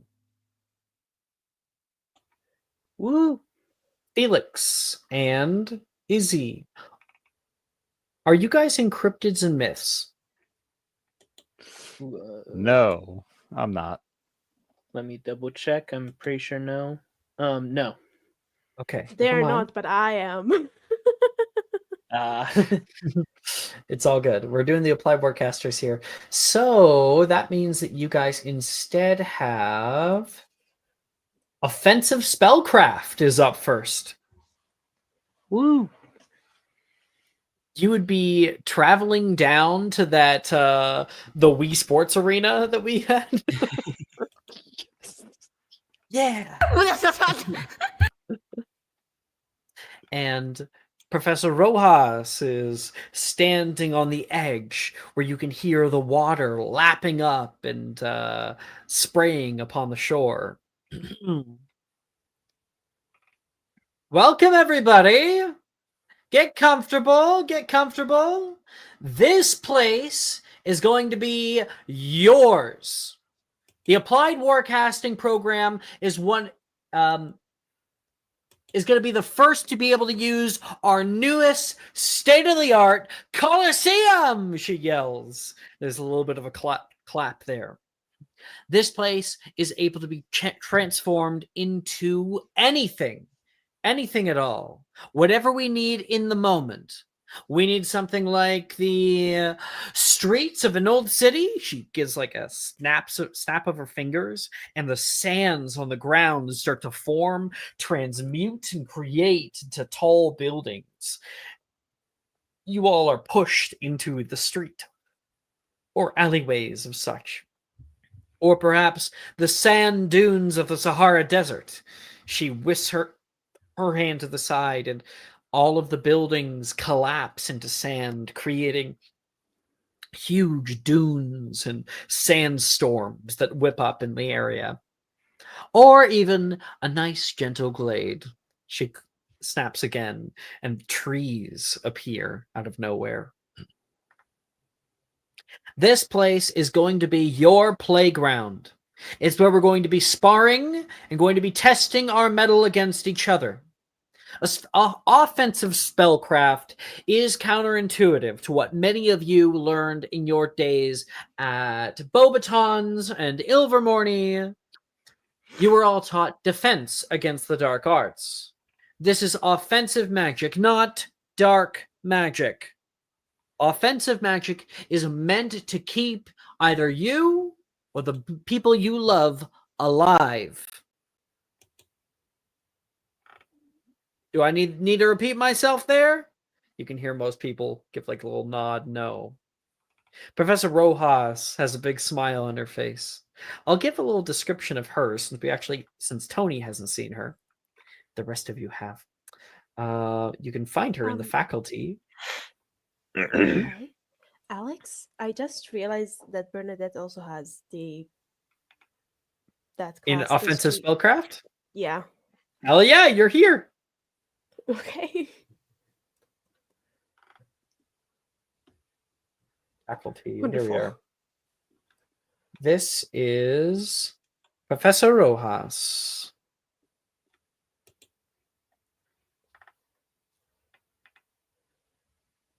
How? Yeah, a mother. Period. Period. Professor Rojas stands in the center of the area with a long dress robe. It has like little embroidered designs on the inside, and she is wearing, I think she's wearing high heels. Okay. Big hoop earrings. Are there any questions before we begin? She says, looking around. Not Professor. Oh, Felix puts up a hand. Mr. Fletcher, Professor. Is that Felix Fletcher? Yes. I've heard of you. From who have you heard of me from? Stopped by the village a few times. What's your question? Is this place open? When is this place closed, or is it always open? Open 24/7. Open for your use whenever you need it. Of course, when a class is not in session. That's good to know. I suggest staying as far as you can away from the ledge, though, she says, looking down. This whole platform can lower into the water, you see. Felix. What? You know how wild some parties would go here? This place can be anything. That's what Who you're else is thinking of? around? Who else is in this class? Yeah, sure, I'll grab class list. Well, if you didn't think about that, then, that says something about how boring your brain is. What? I saw this place getting built while I was living at home. I kind of wondered what it was about. I thought we were going to be having to fight people off of this thing. The other people in here is Amani Msuya, Dahlia Rudowski, Graydon Drayton, Janice Everden, Kotone Amai, Minji Yoon, Vanya Morozov, Veronica Ortiz, and Wilfred Gideon.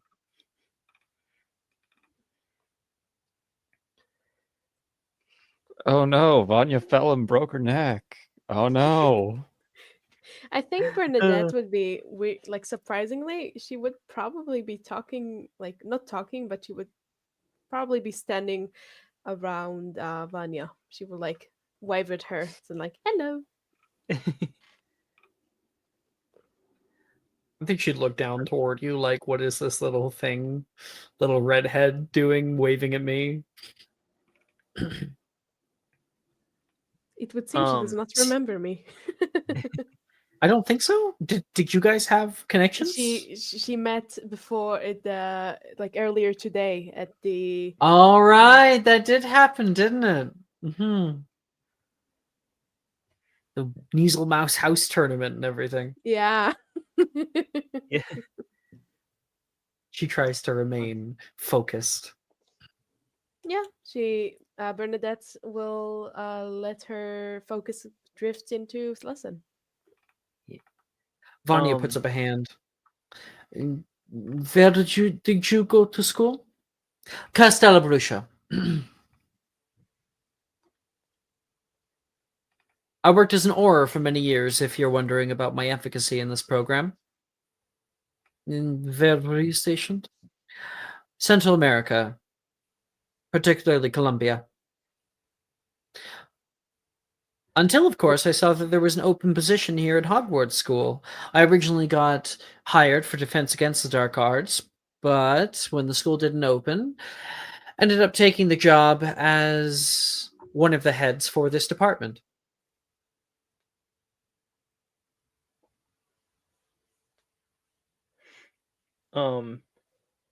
Izzy will raise her hand.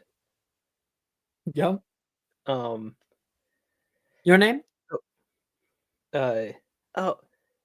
Izzy Sperling. Nice to meet you.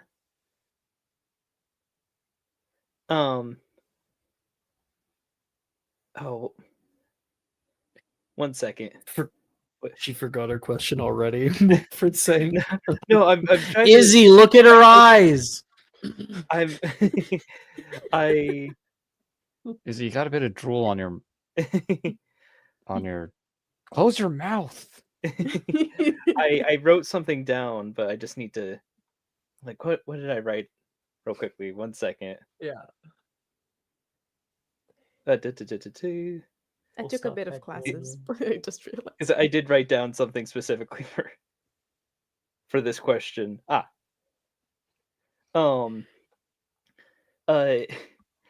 Izzy will say, like, if you're a position in America, does that mean you knew Officer Alderwood? He's a friend of mine. He arrested me once, but like we're cool now. Central America, she says.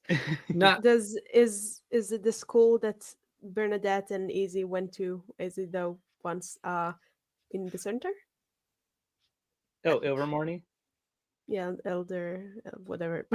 I cannot say when it. Izzy hears Central America, she's like, yeah, the middle of America. Yeah. And she's like, Columbia, like the district? Yeah, exactly. District of Columbia?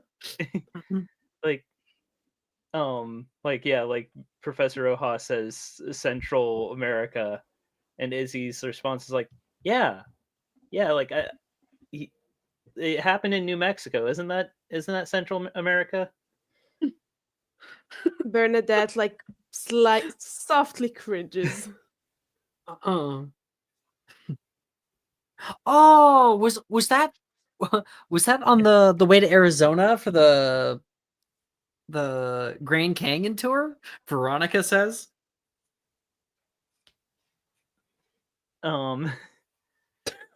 No, I think that was when we went to Dallas. Minji says from the back. It like I feel like Izzy tries to remember exactly when she met her pen pal. Would Bernadette hear of this professor? I am so terrible with Professor names. Rojas? Yeah, because she spent a few No. a bit of time in America. No, Yeah, and Central again, this is Central America, which Yeah, is this Mexico, Colombia, Hmm. Guatemala, Jamaica. Yeah, Izzy's just being dumb. Like Professor Rojas has never taught before. This I is see. her first. Well, I wanna ask all of you one question. When you find yourself in a fight, one that has mortal peril tied to it, what is one of the most important things that you can have? Surprise. Very good, Mr. Fletcher. Keep answering like that, you might be top of the class. 5 points to your house. She snaps her fingers, and the entire area begins to warp and become like swamp. Water starts to push down, and you find yourself in the muck suddenly. Roll initiative. Oh no! let's see, Wait, initiative. is this the forest? Is this a forest? You're It's in jungle. a swamp with It's trees. a swamp. Okay, okay, Yeah, okay, like Louisiana, okay. the Everglades. Bernadette doesn't have a panic attack. I don't know. There is trees. There is trees. It's not a forest though. There is a difference. Okay. Let me get some Where's initiative? music. You roll Mm, initiative. yeah, You know, I a see. dexterity check. Dexterity. Yes, I see initiative in the primary statistics.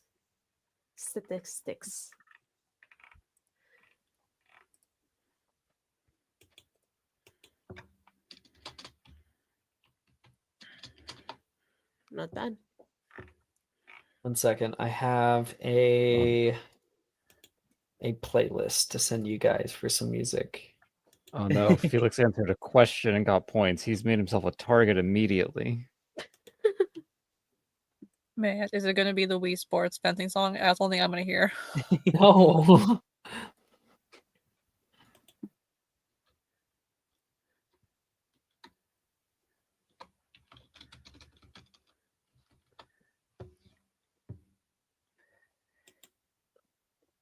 Alrighty, you guys find yourself now in the swamp.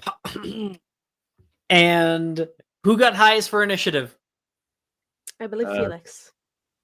That With would be A? me. 16. 16? Vita? Not Vita, Bernadette. Oh, Bernadette. I Bernadette!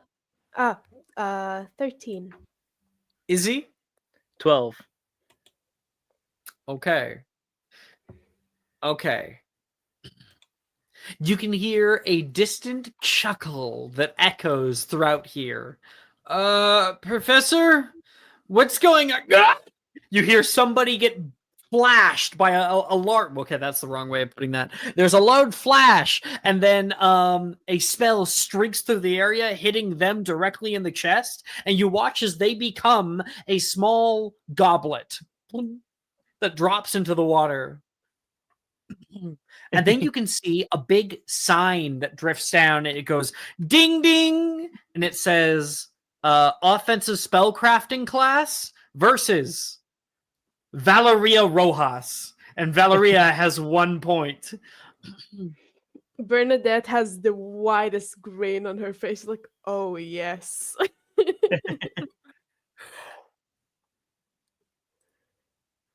People immediately begin moving throughout the space. Water shoots up, grabs another one. Ding! There is the sound of a whooshing, like, sonic boom on the left-hand side, and you can see a few people get thrown out of the ring. Ding! Ding! She's already getting multiple students. Felix, what do you do? she's like a blur.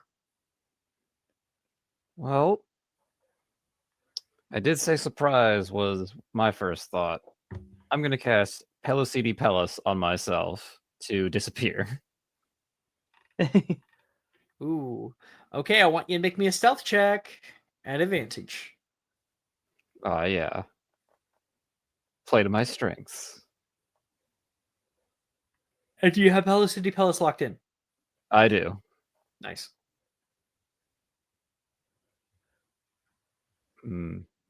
18. Could have been better. All right. Let me check. Do I Okay, just- you are hidden for now. And you can try to get a good lay of the land. I want you to make me a perception check to see if you can figure out Rojas's location. Not one of my strengths.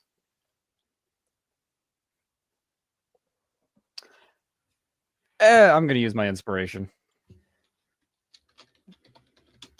I think I have an inspiration.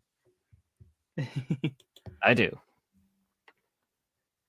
Come on, better than a 4. Better than a 4.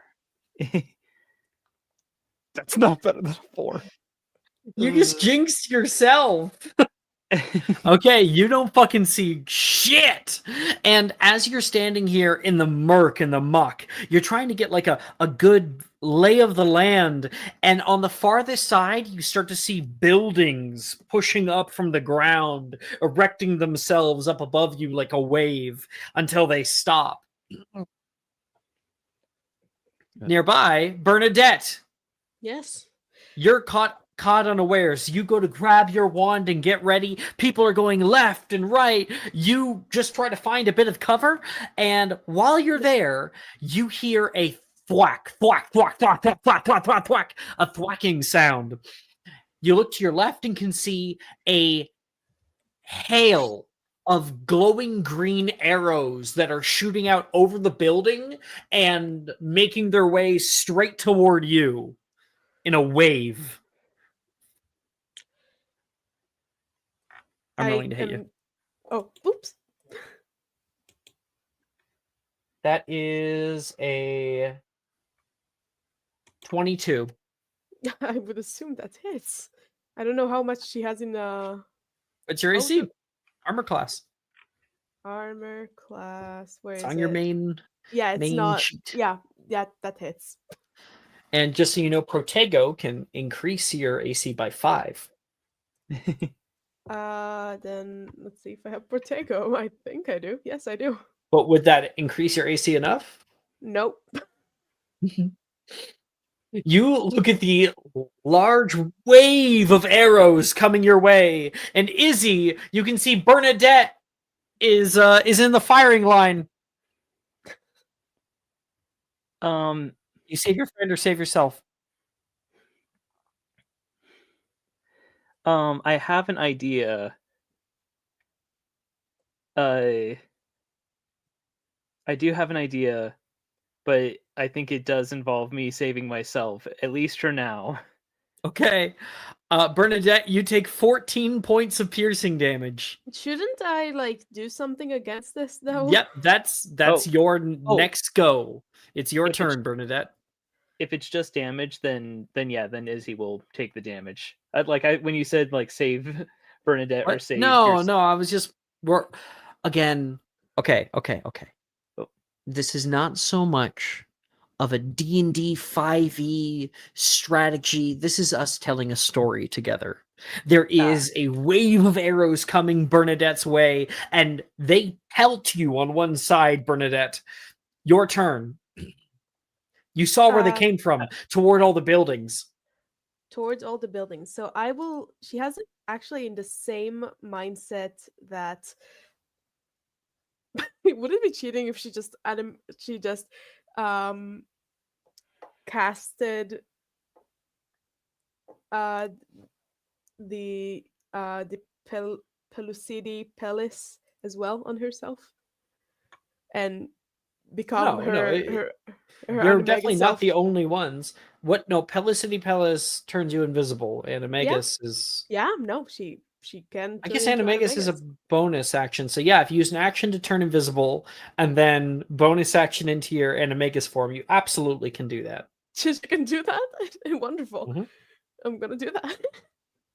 You're an owl Okay. now, if I'm not mistaken. No, I'm a raven. I'm a golden like. Just so you know, the player that had owl is Is gone. gone. So if you want Yes. owl again, we can change No. it back to owl. I think I like ravens. Okay. I think that suits her. What I'm going to do is I am going to do the cast. How do I cast it? It's a charm, right? You cast Pellucidi Pellus. Have you Yes. ever is it one of the spells that you've tried before? It has one beside it. Awesome. Yeah. So you're going to do /attempt.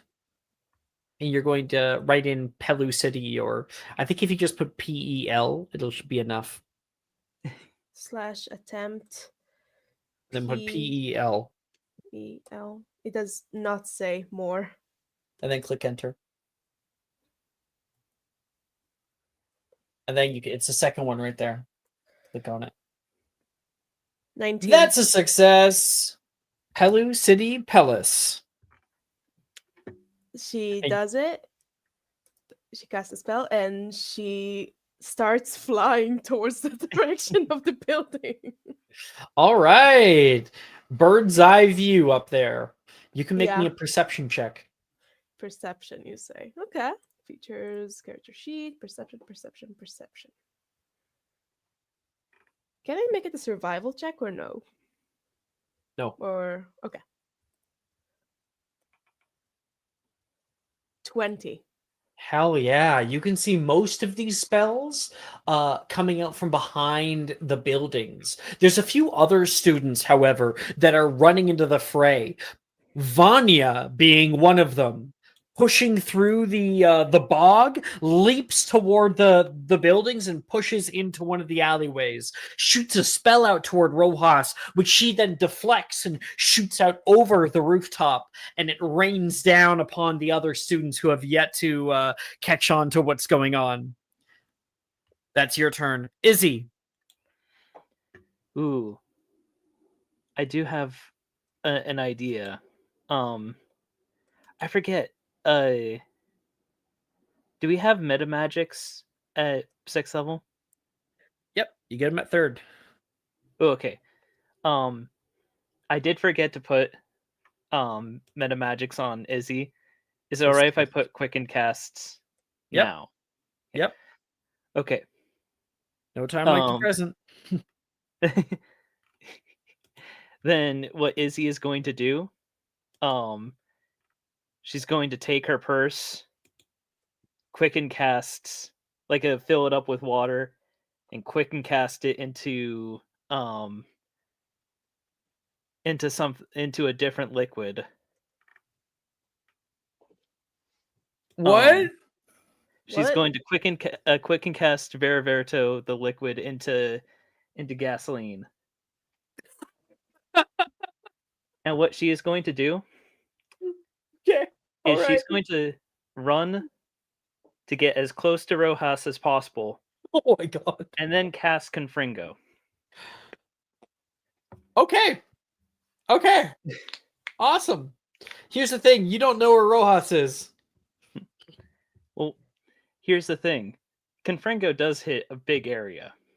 So, like when Vanya cast out a spell and deflected, and the spell got deflected. That's on the other side of the area where you are. You saw Vanya running that way. Do you want to run off with her? Yeah, sure. Like, she just wants to run towards, if I can find the general area where Rojas is, then I'll blow everything up. I feel like you went to school with Vanya. Yeah. You know her instincts are probably pretty good. So you know that Rojas is in that direction.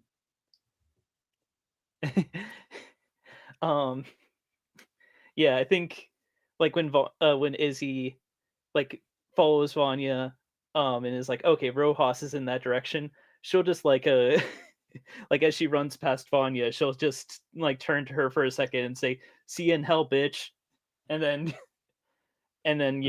run off and before casting Confringo. I don't think you're able to do all of that, unfortunately. That'll have to be next turn, right? Because we've got Quick and Cast bonus action for Augmenti, Veraverto, which is a level 1 spell, which you'll probably be upcasting for the area of Veraverto water is that you're actually a able to get. cantrip. Oh, you're right. It is a cantrip. Either way, it's still 2 spells. You don't Well, have any more action economy. Oh, the idea that I had was that she, because we're in like a swamp like area, right? Yeah. That she fills up the bag with like the swamp water. I could have sworn you said okay. All right. I got that then. I understand better now. Yeah. All right.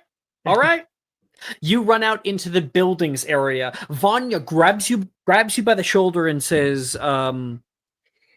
"Be smart about this. You can bring this down on all of us." Izzy will say, Izzy will say, "Hey, I mean, Felix put it best. The key to fighting is surprise, and he has to be smart enough that you slept with him." And we'll run. You're treading on some mighty thin ice. Okay, you run into the square where Professor Rojas is. She's already fighting one other person. You can see Amani Msuya is wrapped up in black bands and thrown into one of the lower rooms into one of the buildings. Woo! She's slightly sweating, and she's got the biggest smile on her face. Yeah, Izzy's just gonna take her bag, like, and like Izzy is not getting out of the way of this. Like she is like, when she casts this spell, she is going to be in the blast zone. but yeah, so she'll take her bag that she Veravertoed into gas, and just like at the same time she tosses it, will Confringo it. Okay, what this is going to do for you is it's going to act as if it's one higher level than it actually is. And because you did it by sort of mundane means, you can actually go higher level than you have. Ooh. So if you cast Confringo at like a 3rd level, which I think is your maximum, you can get a 4th level effect. Since you actually have an accelerant on top.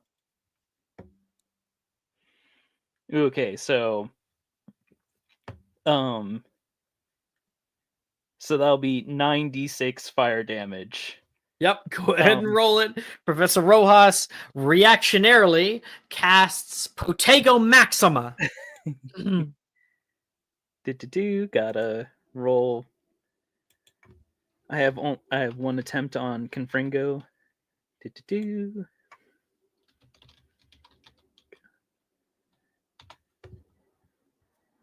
Okay, that's a 26 on Confringo. Fuck yeah.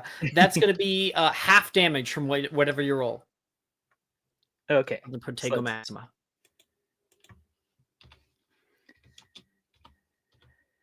Like, I was thinking about it. Like, I was like, you know what? I do have to make Izzy do something stupid. 33. 33 points, half to 16. I believe. Yeah. 16 points of fire damage. Whoa! There is this large ball of flame. Even you were kind of like on the edge of it. Vonnie is able to grab you and pull you back at the last possible second. As the maelstrom subsides, you can see Professor Rojas's Protego Maxima expands outward like a flower and encloses the flame like a speck of pollen. Boom! It explodes from within, partially skidding her back. Her eyes flick up toward you. And she will wipe her hands twice, and the whole area starts to change. All around you, sands whip up like a sandstorm. Not bad, she yells. I think Izzy will say to Vanya, because like Izzy did very much go into that, like, oh yeah, I'm probably gonna get hit by this. So she'll say to Vanya, like, oh, you saved me. You do care. There is a heart in those muscles. I think she's going to grab you and throw you toward Professor Rojas as a distraction. I was saving you for this. Oh, sorry, go ahead. I was saving you for this. She just rolled an athletics check. You're free to try to see if you can get a nat 20, but that is a 31. Oh no, Izzy totally like goes for it. Like, oh, Rojas is gonna fuck you up, Izzy. Oh, okay. Yeah, she's using you like a human fucking shield. Roll. So roll what? You can roll an athletics check if you want to, or an acrobatics check, but you have to beat a 31. I'll try. Might as well. 5% chance. I rolled a 22. Close, but no dice. She grabs you for your previous insults about Felix being smart enough that she slept with him, and throws you in front of Rojas. Rojas flicks her wand toward you, and she casts out Defodio, and stone comes up and encases around you. That is when Vanya uses you like a stepping stool, leaping up off of you and directly down upon Professor Rojas. The two of them become locked in battle. In the background, Felix. You can see the bog is starting to change. Sands are encroaching upon it, and you nearly fall over into the sand displacing where you are. In the distance, you can see Vanya fighting toe-to-toe with Professor Rojas.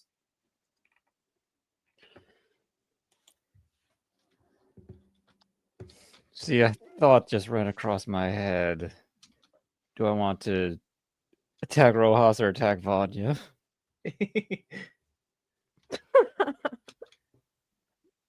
No. I'm gonna attack Rojas, but I've got an idea. I want to subtle spell stupefy at her. At who? At Rojas. I will clarify at Rojas. All right. Feel free to roll your spell. Roll. Do you have it locked in? I do. And since I'm invisible, do I get advantage if you can't see me? You have advantage on the attack, yeah. Yeah. All right. And I'm using subtle spell on this one, so I don't. However, you are in difficult terrain, so that's disadvantage. Well, fuck it, we ball. Fuck it, we ball. Out to just regular. Regular, yep. Okay. I'm gonna kill myself. Ooh, there's a bright red flash. It goes straight toward Professor Rojas. It is like a fucking bullseye right on her. And from the corner of her eye, she sees that red glare. Her wand, her offhand, not her wand hand, flicks out toward it. She grasps at it and pushes her hand toward Vanya. And you can see your spell curves from where you are and hits Vanya directly in the side of the head. Ooh. And she is knocked out. Ding!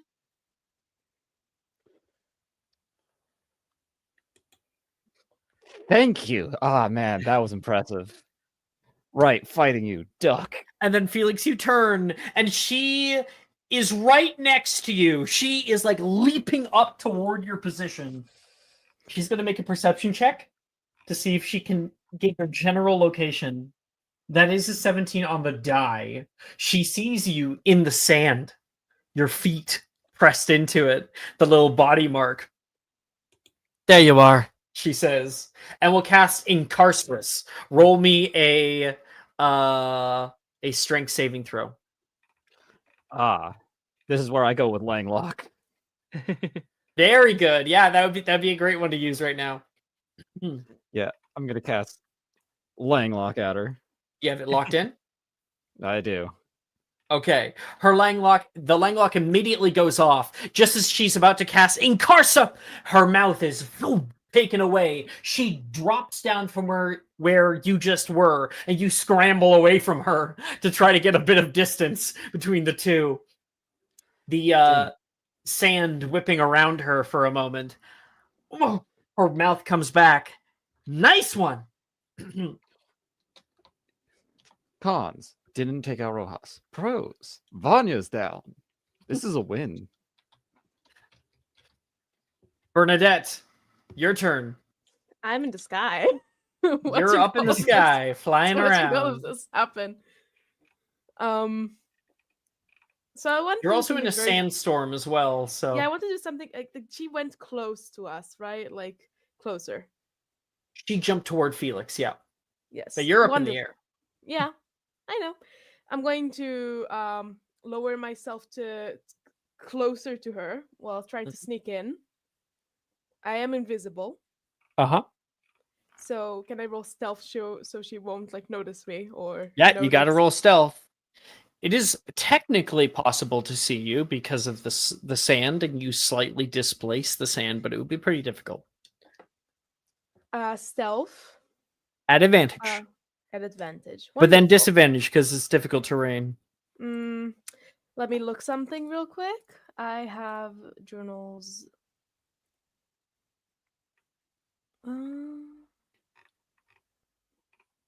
So it would cancel each other out to be a regular roll. Okay, give me a second. I'm looking at my features.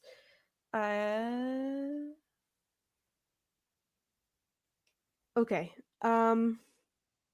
Okay. Yeah. Straight stealth. Okay, let's go.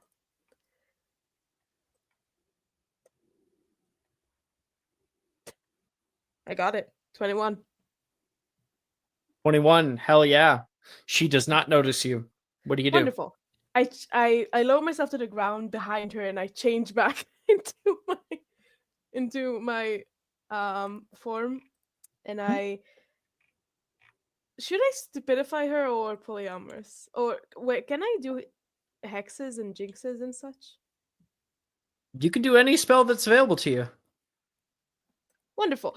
I'm going to I'm probably going to do impedimenta. Impedimenta. That's a great one. So yes, I don't know how that works. So yes, she's going to do that. I see Annie picking your meta magics right now. Oh, whoops. Sorry. It's okay. It's fine. Right. So I just roll. So do you have the spell locked in? I have the sparkle beside it. Yeah, I believe that's the locked in emoji. So I believe with the spell, if you look at its description, it calls for a dexterity save? Wisdom save? Which is it? It is called this. You can see the target must make a wisdom saving throw or Wisdom affected by the saving spell. throw. An affected thing is halved. Makes. She got a natural 1. Ooh. I am so happy. Impedimenta. As she is going out after Felix, you cast out Impedimenta from behind her, and there is a wave. She turns toward you, goes, "Oh shit," and she's now slowed, as if she's like only moving at half speed in comparison to Now- everyone else. Can I try to get her wand out of her hand physically? Like try to jump at her? I think that would probably be it for your action economy. Bonus action to get out of the thing, and then action to attack. So Okay. that's it for yours. Wait. How close am I to her? I'll say 15 feet. when a creature fails an attack roll against you in combat, on your turn. She hasn't made an attack roll against you. But technically, she failed, didn't she? No, she failed a saving throw, not an Mm. attack roll. If I was in 5 feet of her, I would have wanted to sleight of hand her wand. But she's definitely the next person that she's going to be. You're the next person she's going to be attacking. She can't cast 2 spells in one round, only one. And I believe there's a chance that is she still invisible? That it only happens next round anyway. Mm. Once you attack, the invisibility ends. Okay, wonderful. So I believe we roll a d4. We determine. Hi, I got 4. So it happens right now. She's fast enough. She is going to make an attack against you at the end of your turn here. She is going to cast out. Ooh. She already hit you before. I think a solid. No, 'cause she knows that's not going to do it. Conjunctivia. Langlock. Oh shit! Oh shit! Izzy, you're like stuck in the stone, but you're like, yeah, I gotcha. I can barely see you. Izzy, because you are restrained, I want you to make me a spellcasting ability check to see if you're able to like get this spell out. Okay, I do have to attempt it because I only have one attempt on it, but it's like. Can I also line lock? Because I have a reaction. I successfully got the Successful spell. Langlock. Nice. Okay. But yeah, charisma. Make a spellcasting ability check. So that'd be, I believe, charisma. So 1d20 plus 5.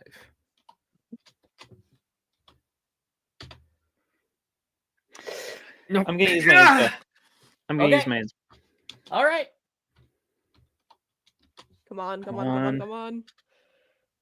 22. Izzy, I don't see an inspo here. It was from earlier. Maybe you might have forgotten. I will trust you. I will trust you, Annie. You did give her an inspiration because of the. I guess I didn't mark it down. When we were all making the new Hogwarts, you kind of gave. Right? Yeah, I didn't mark those down because I'm a dummy. Yeah, okay. With a I would not be the type to just be like, oh yeah, no, you forgot. I know you, Annie. With a 22, yeah, Izzy is able to save Bernadette from a certain doom. When she goes to cast that, her mouth gets taken away. She's not able to finish the final incantation. Felix, she's weak. Bernadette, put her in a position. Okay. Again, this time with feeling. Stupefy on her. Come on. Hit her. 14. What does it do to her AC? Doesn't it like decrease her AC? Yes, it does -2. I believe the impedimenta. -2 penalty to AC and dexterity saving throws. It can't use reactions. So 14 would be her AC after impedimenta, and then she has no reaction. So the answer is yes. It hits. That hits. Stupefy! And with a bright red flash, she is hit. And you see her slow motion go to hit the ground. And you can hear ding, ding, ding, ding, ding, ding, ding, ding. And your team gets 1, 2, 3, 4 points. Versus Rojas with 10 at the end of the round. Go team! Yay! Nice job there with the impedimentia, and Izzy, good job with the Langlock. That was, and you know what? Props to you, Rojas, for deflecting that Stupefy into Vanya. That really brought the team together. Izzy just gives good job, guys. Wilfred says from the stands. Why aren't you down here? I don't want her to hit me in the face. Should we unstupidify her? I don't know renovate. The Renovate entire is the- arena turns back to normal as well. Is it? Oh, it returns to I normal. I know renovate. Amani runs forward. I've got it, he says, and takes out his wand. Renovate. And there's a dark black smoke that pulls out the tip of his wand up her nose, and she gives a little cough. I have not had that much fun in a long time, she says with a big smile on her face. Who got me at the end there? That would be me, Felix Fletcher. Mr. Fletcher! That's what I'm talking about! She stands up and gives you a high five. Is he just kind of like pointing around to like see if any like looking around for anyone like anyone gonna get Vanya? No, Vanya's fine. Vanya's fine. We don't need to deal with her. Bernadette goes to Vanya. And she casts the revenerate, I think. That's what that was it? Renervate. Renervate, yep. Renervate, yeah, she casts that.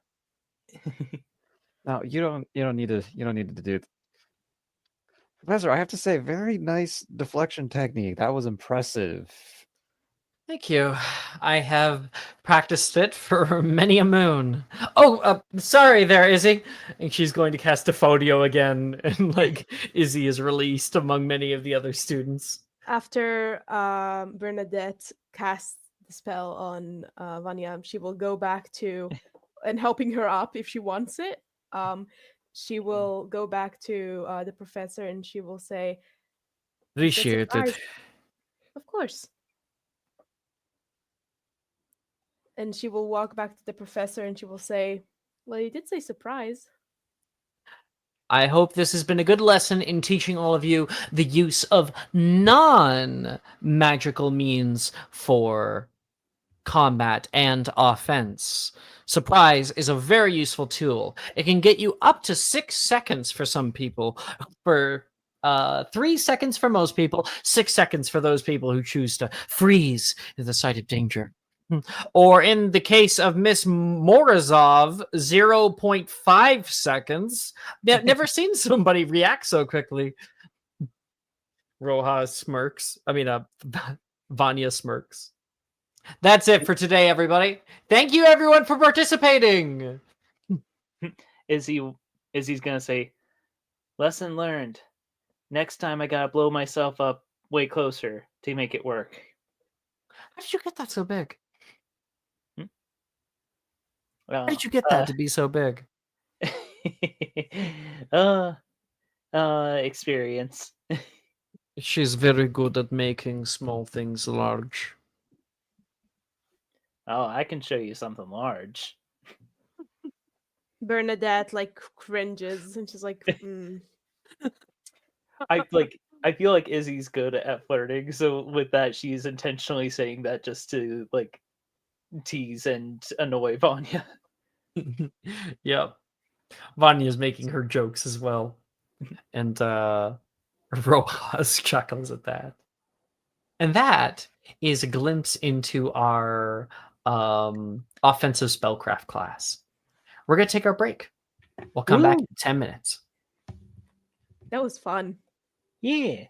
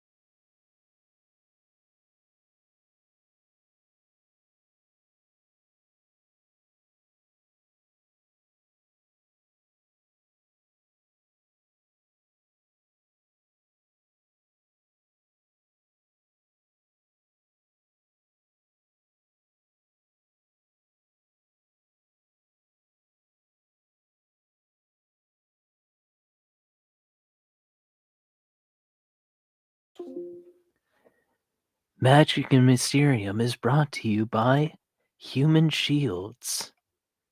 Human Shields. Try them today. Any attack that would hurt you, completely absorbed by the Human Shield.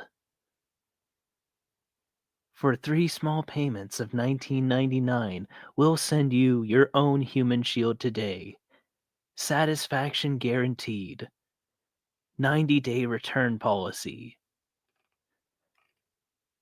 That's new. That was wonderful. Well done. Well done. All And these- Annie, and this is how Annie gets her inspo back. all these Ayo. Annie, all these products are always like 3 payments of $19.99. Is this just like the under? $69.99. See, that's what it should be. But Welcome you back, still everybody. get- 66.99. I was just telling Ian, I think I know what my in is with Vanya now.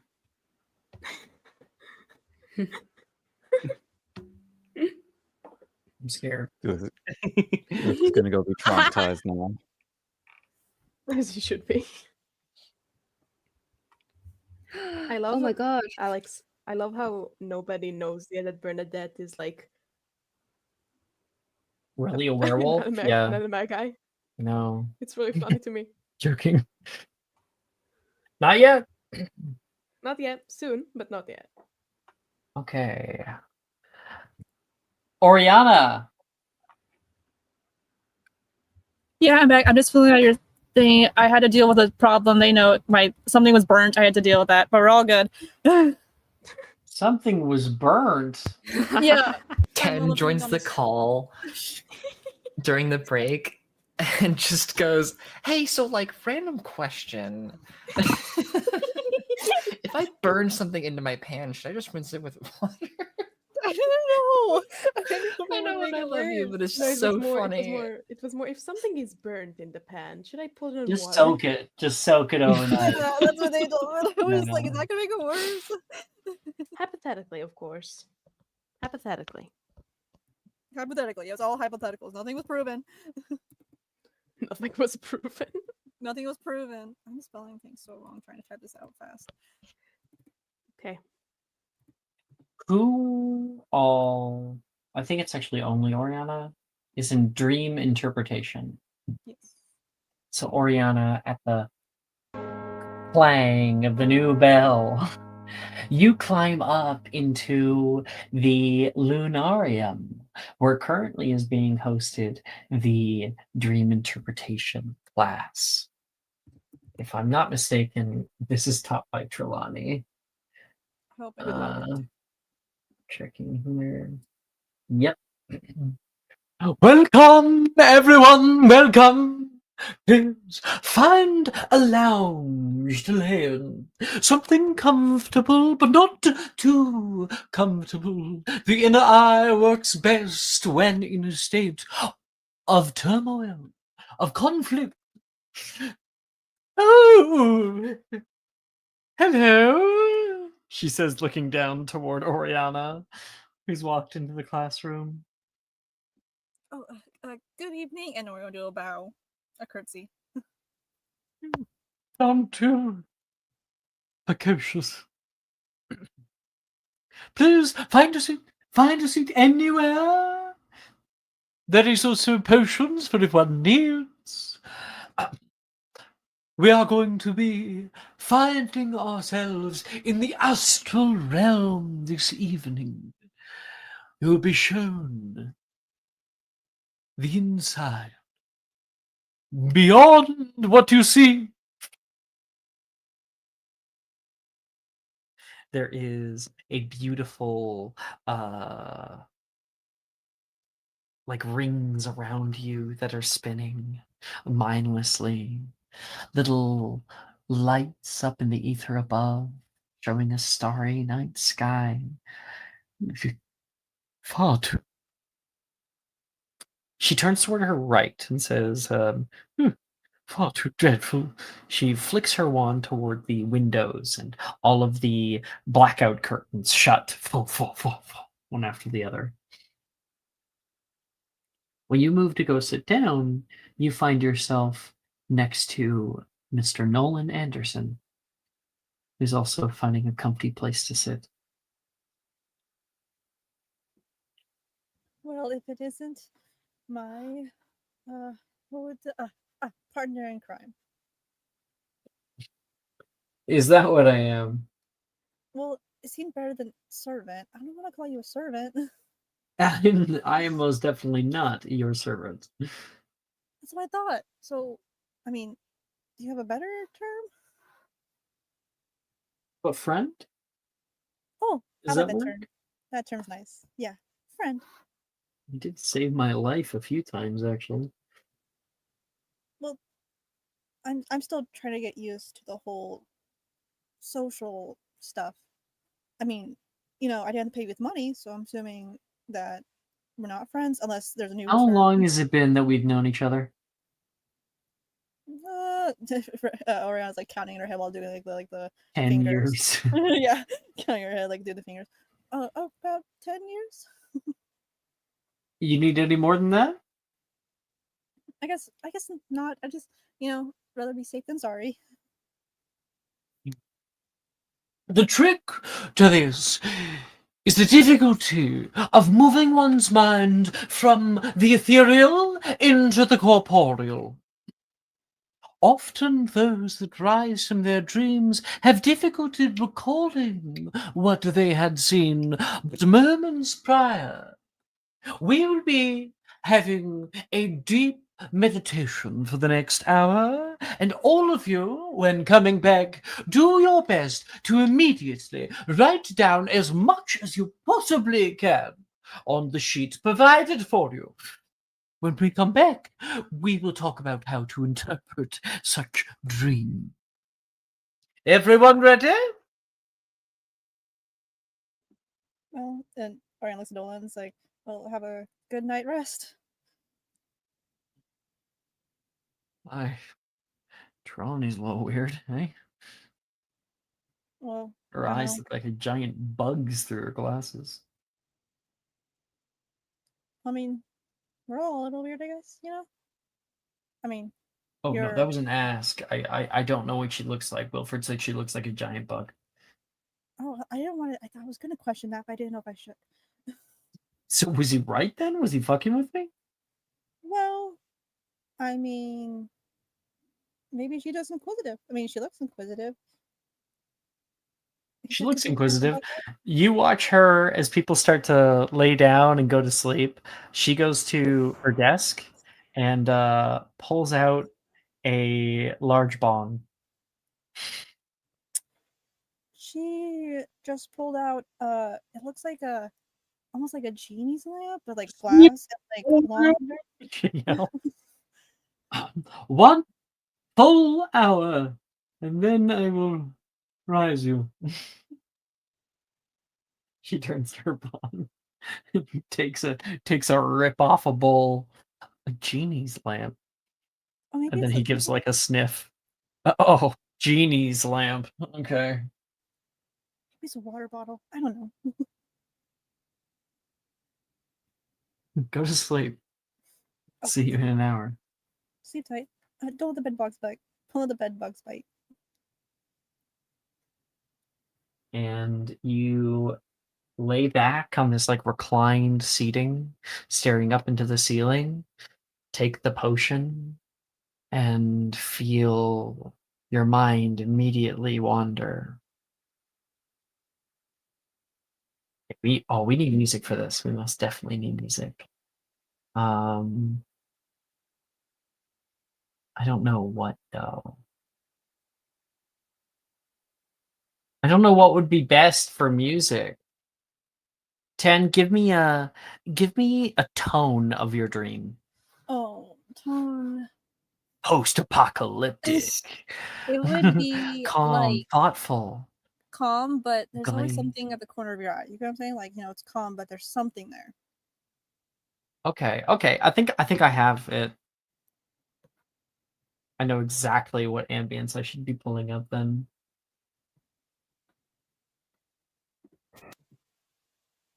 Everybody can listen to this while we have a bit of fun and do this.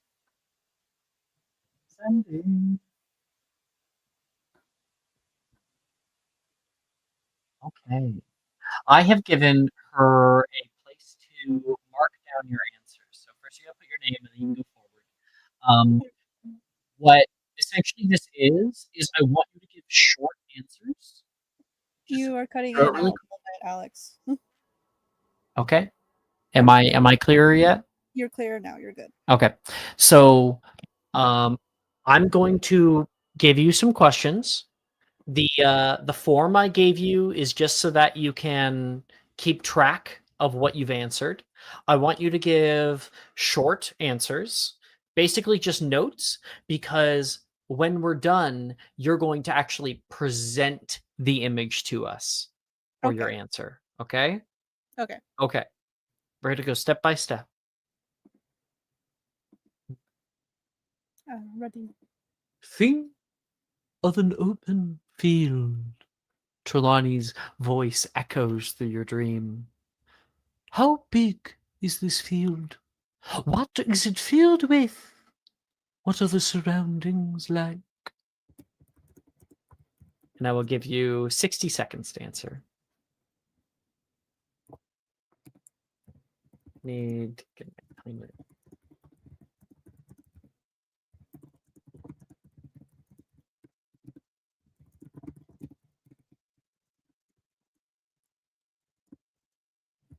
This would be such terrible grammar, but and like spelling. Again, it's just notes for yourself. Okay.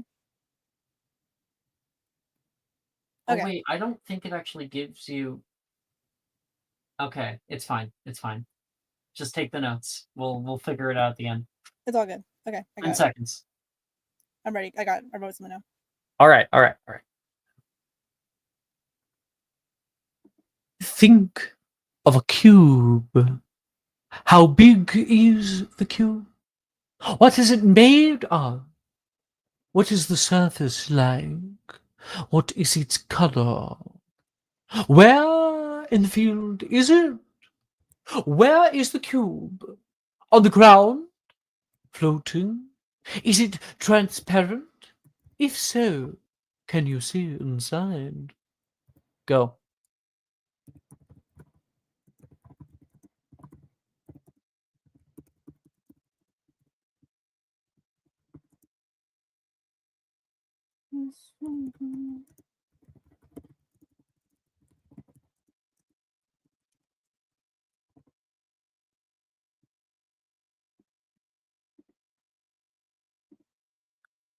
If you guys want, you guys can like answer on your own if you want to, in the same way, just for funsies. It was how big is the field? What's it filled with? And then think of a cube, and like what's the surface like? What color is it? And where in the field is it? 20 seconds. Real quickly, what's the thing? Is that it? The stainless glass? What are the things on like churches with the glass and like they have Steeple? What? Oh, stained glass. stained glass. Okay, that's it. I thought it was stainless. Right. All right. Time's up. Time's up. Okay. Finish up your sentence. Good. Think of a ladder. How long is this ladder? Where is it located in your field? What's the difference between the ladder and the cube? What's the distance? Go. Sorry, I think I missed something. Cube, field, what else? Ladder? Yeah, we're now on ladder, yeah. Okay, so only 3 things I'm thinking of so far. Got it. There's 7 total.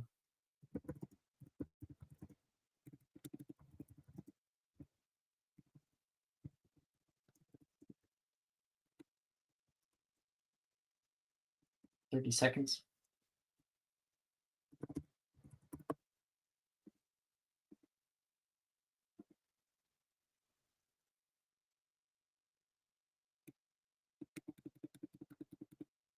"15.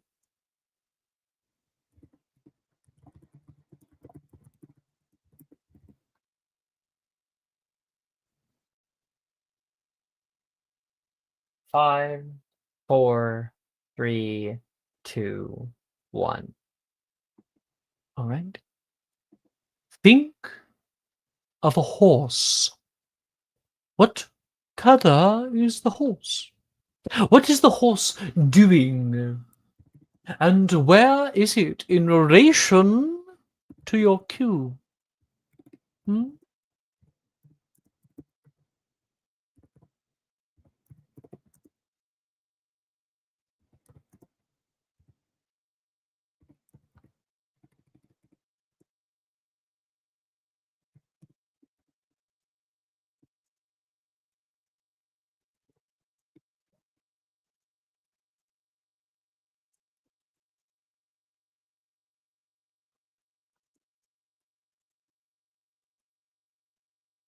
Twenty seconds.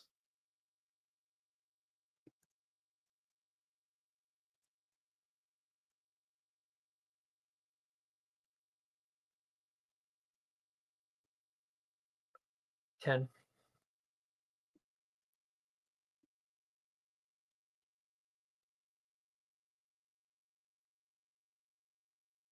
All right, time's up. Think of flowers. Where are the flowers in your field? And how many are there really? Go.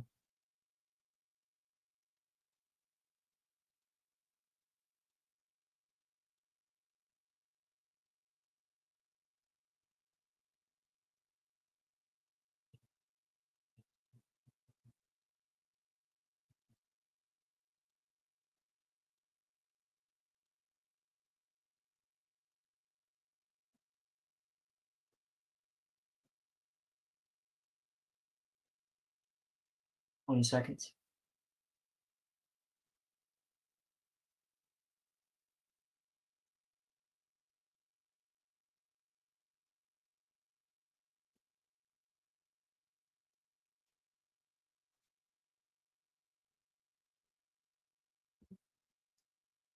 Time's up.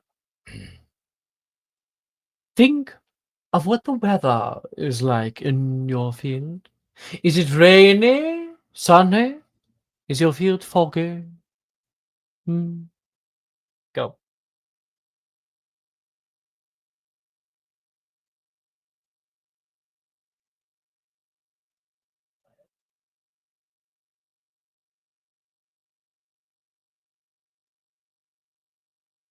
The one after this is the final one.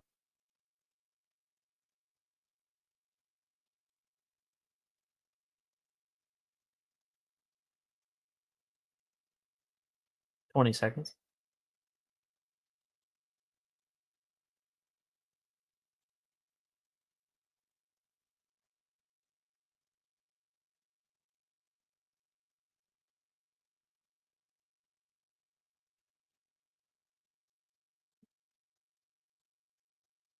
All right.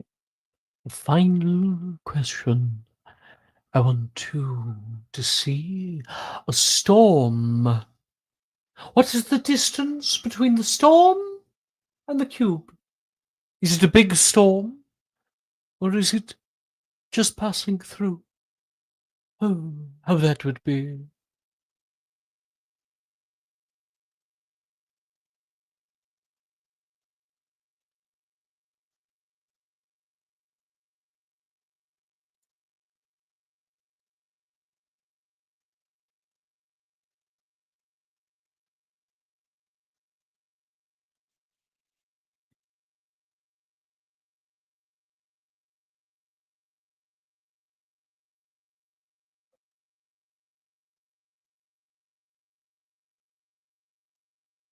I think I got Freya. Okay, that'll be fun.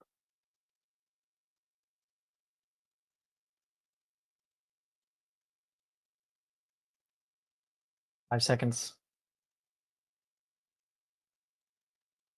All right. That's it for it. Oh, I'm gonna wake up.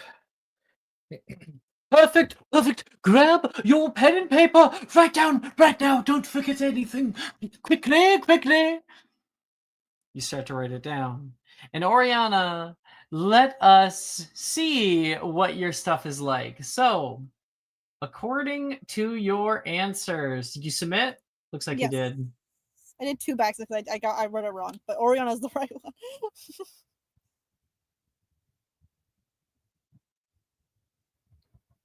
Oriana.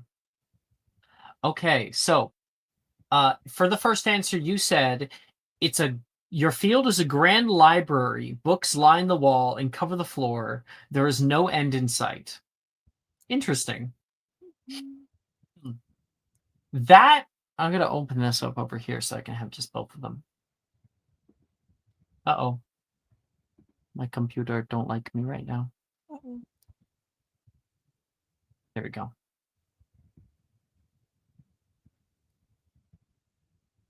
I think I have like too many tabs open. Okay. The field. The field represents your mind. Its size represents your knowledge of the world and how vast your personality is. The condition of the field, dry, grassy, well-trimmed, is what your personality looks like at first glance. I think we can interpret that. Freya, you were doing it with us. What was your answer with the field? Sorry. A small field of grass. Small. Ooh. You only have so much knowledge of the world. I also got involved. Oh yeah? What did you Me put? too. Same What here. did everyone put? What did we Big put? field, unable to see the end of it from all sides. Okay, next. Big field filled with snow and ice. Oh, okay. Damn. Same. Big endless field filled with dying grass and snow. Dying grass? So if you are dry and dead, you're feeling very pessimistic in character. Next is the cube. You will see. Oriana's answer was, it's in the center, bigger than her, covered in stained glass, always in motion, and there's a bright light in the middle. Anything you want to add on that? Are you good? I was trying to put it, I guess, thinking that I felt like it was on it if there was one cube as a smaller one in the middle that you could barely see if you look hard enough into light, but always put your eyes looking at it. There was a cube inside the cube? Yes, a smaller one, but you couldn't quite tell if you were looking hard enough. But yeah, look into that really bright light. The bright light was like a blue, I feel like. The cube represents you. The size of the cube is your ego. The surface of the cube represents what is visibly observable about your personality. Or maybe it is what you want others to think about you. The texture of the cube, smooth, rough, bumpy, represents your nature. So I imagine like stained glass is usually, if you're talking like Catholic, normally like bumpy. You have a tendency to criticize others in an attempt to make them feel inferior to you. I guess that's the lawyer part of it. The color of the cube. So yours was multicolored. Yeah. So Pretty. yeah, red is you are physically active and enjoy rich sensory experiences. Yellow is sociable and cherish your individuality. Blue, you are intelligent, respect others' ideals. Violet, you are intelligent and a bit of a perfectionist. You're also mysterious. Gray is that you're self-confident, independent, and not easily rattled. Black is you have a strong sense of individuality and independence. You put a high value on alone time. And white is you are kind, independent, and self-reliant. In some cases, the physical characteristics of the cube can be unique. A transparent cube surface means you tend to let others know how you feel on the inside. You are confident enough to show your inner thoughts, and you are deeply sincere. So we can somewhat see into you. So it means that you're generally honest about yourself. But then there's that second cube on the inside that you'll never see inside of. No, it's a secret. Just in case anyone put any water or ice, since there was a frost theme one earlier, indicates that you let external elements influence you completely, and you're sensitive to social pressure, relationships, and other environmental factors. If the cube was made of metal or rock, it indicates you have solid integrity and Freya's dominant. About cube- fire. Is crystal rock? That's more akin to glass, I think. Okay. I got. Freya, Oh, for Freya wanted to say it. Freya. Yeah, go. sorry, Freya's cube was foggy. It was just foggy. Same with Bernadette. Like a glass cube, crystal-like, Yeah. floating. If it is hollow, then you are primarily concerned with your outside appearance, with far less care for what's going on within. Yeah. Yeah, sounds about right. It is. Yeah. And, Ian, what did you get yours as? I'd say mine is like see-through, but it's glowing red, smooth, and is underneath the ice for some reason. Damn. Okay. Wait, I got Um, very similar. what'd you get? I got like a floating cube right in front of, like, just like the size of a rib cage, and Small ego. and then Oh. like burning fire within. Oh my gosh. This is epic. Okay, the ladder. Oriana answered, the ladder is from the library, but for being endless. But I guess like the library is endless, but the ladder is short. 3 Yes. shelves tall. That makes sense. Oh. Anything you want to add to that? It's like those ones that it rolls, you know what I'm saying, ladder? Yeah. Like, that's what I'm trying to think. So like it definitely can move, but even though it can move side to side, it can't go up any higher. Even though if you may want to reach up higher shelves to get the books, you can't reach them. That's so good. That's so good. Because the ladder represents 2 different aspects of your life.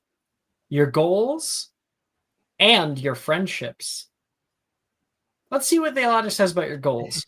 Yours is short, so your goals are realistic and simple. How close was the ladder to the cube in your mind? It was, Would you describe it as near or far? I guess, near, and I could make it nearer if I wanted to. You are putting maximum effort and focus into achieving your goals. That is true. And then if your ladder distance, 1 second. Yeah. And the ladder's like made out of like wood, right? Yeah. Essentially, because your ladder is near, you are close with your friends. And the ladder material is, I would say, in between weak and strong, but that the strength of the material indicates how strong of a bond you have with your friends. It's short but mighty. Short but mighty. That's what she said. Anyway, Jeez. what did we get for everybody else? The ladder is standing to the side, very, very tall, leaning slightly forward toward us. Somewhere far, far away, but it's clearly there. It's Wow. reaching Ooh, towards you the aren't sky. putting much thought or effort into achieving your goals, but your goals are far-fetched and difficult to attain. Yeah. For her, absolutely. Freya? So Freya's ladder is fallen, but it's right Oh. next to the cube. Oh!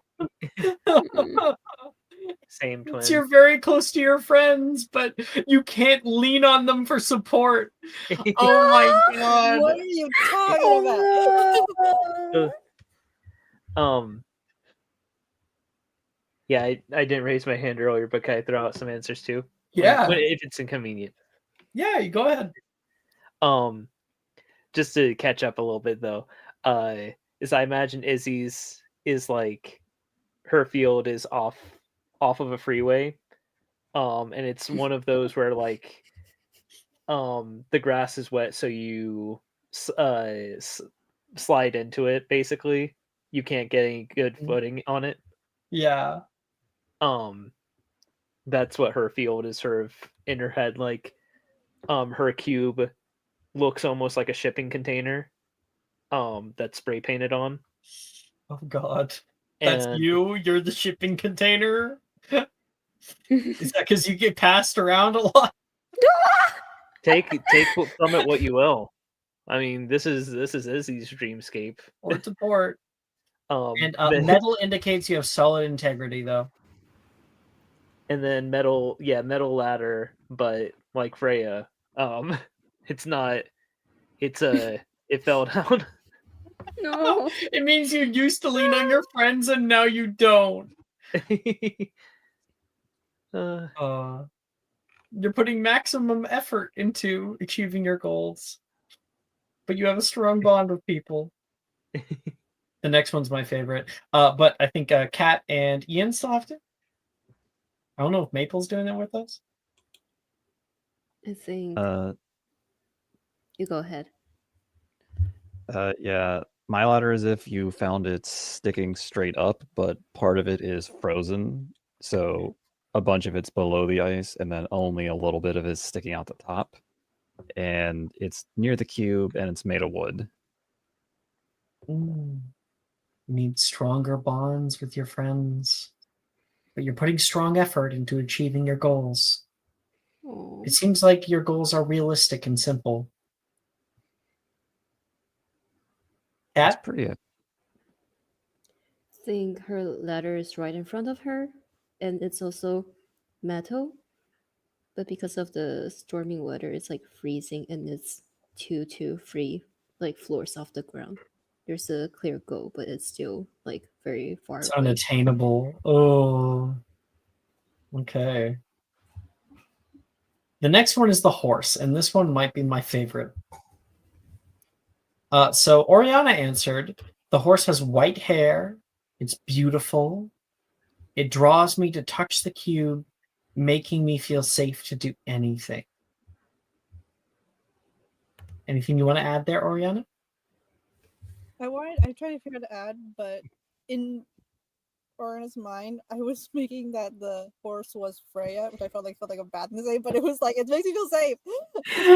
I'm sorry, did you just say that the horse was Freya?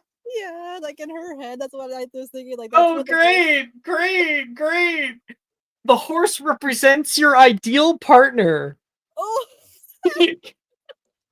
I love you too. Ooh. this is platonic soulmates here, my guy. Now we're destined. It could be playing, running around, or grazing right next to the cube, or clear across the field. So, depending on your horse's activity and the color, they're different. So you said white-haired, so you value loyalty and trust more than anything else in a relationship. That's pretty good. I don't know if I could do it. And then what? The horse, it says it draws you near to the cube. Would you describe it as playing, grazing, or sleeping, or running? Yes. I don't think I feel like it's like that thing where the horse just slowly goes around grazing. That's what in my head I was thinking. Grazing. Your ideal partner is calm and fully committed to you, and is also Freya. I didn't mean to do that. I didn't know that was going to be the case for you. I'm so sorry. Ayo. Ayo.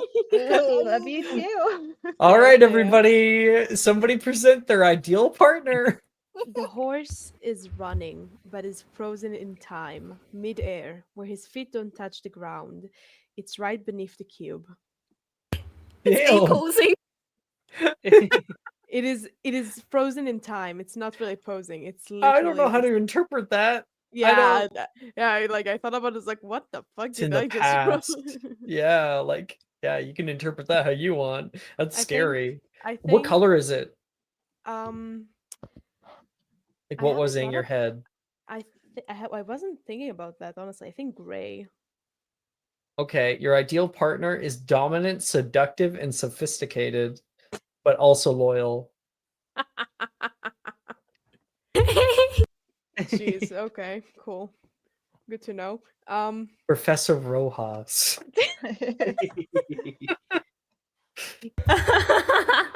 Who's up next? I can go. Freya? Freya put a black Uh-huh. a black Frisian where'd it go? A black Frisian horse eating grass in a field about 20 feet from the cube. So Calm fully committed to you, close to you. I think like the distance from the cube to the horse as well also has to do with how much space you want with your partner or not. And then Black is that dominant, seductive, and sophisticated. Just telling on yourself. Well, Victor. Yeah, Victor. Concern someone by the V, or maybe not. Annie? This is so interesting. Yeah. Yeah. Izzy's horse is a white horse that's grazing nearby her cube. And it has a very calm energy to it. Like it doesn't look like it's easily spooked. And is also Freya. And no, like the whole thing with this whole dream sequence is that you got the cube over here, and then just if the camera panned over in her dream sequence, it would just show like Freya in like a swimsuit ad.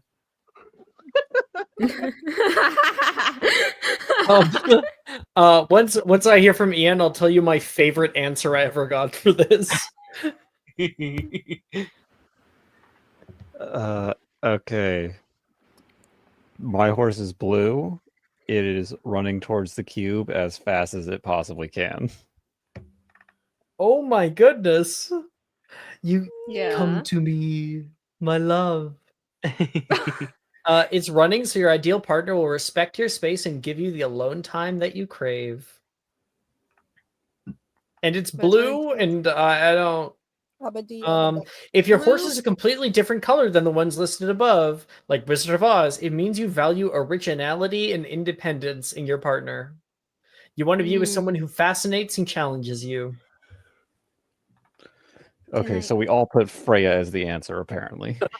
In my defense, I was me. thinking horse. It was like in my culture, horses are messengers and great best friends. And so my defense, that's what I was thinking. I like spooky vibes, so I wasn't really thinking. I was just going with my vibe. It's okay. Freya is a seductress. Was like, I haven't. The answer was like the horse is dead. They haven't. Check that out. We all laugh. Wait. Kids haven't. Yeah, I know. I'm just finishing what I'm saying. Kate, what did you get? It's like it's like a steel, like a metal, like silver steel horse that's within the flaming horse. Yeah, metal horse is metal. Within the flaming cube, and it's like dashing. It's inside you. What? Hey yo. Hey yo. Hey That's yo. such Hey a funny yo. joke since I'm a demisexual. But You will actually could make a lot of sense. You know, you want to be really, really close to that person. You want to almost be one, right? Jokes aside. And then you value the originality and independence and things like that. Fascinates and challenges you. Okay. Next up is the flowers. They grow from the spines of books. Oh, that's so cool. A few for every bookcase, the colors matching the book covers. That's your answer. Anything else you want to add, like color? Oh, you said colors matching the book colors. That's cool. Yeah, but also I was thinking though that like the stems are like that part, like there's like vines going across almost little patches in a sense, and they were pages from the books. Like you see letters on them. I mean, not letters, words on them. That's cool. That's so cool. Damn. I was trying to write that down. I couldn't have time. So the flowers represent your family and friends.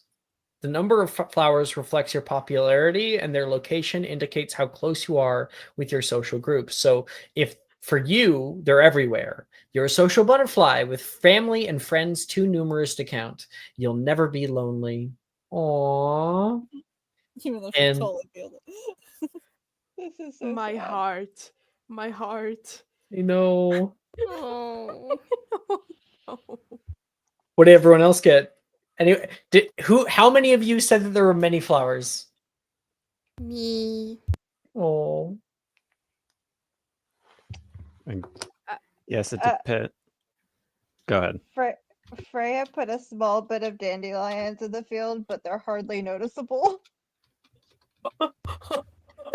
Oh, my flowers are also dying from the blizzard too. You have a small, tight knit group of friends, and and your friends are dying from a blizzard.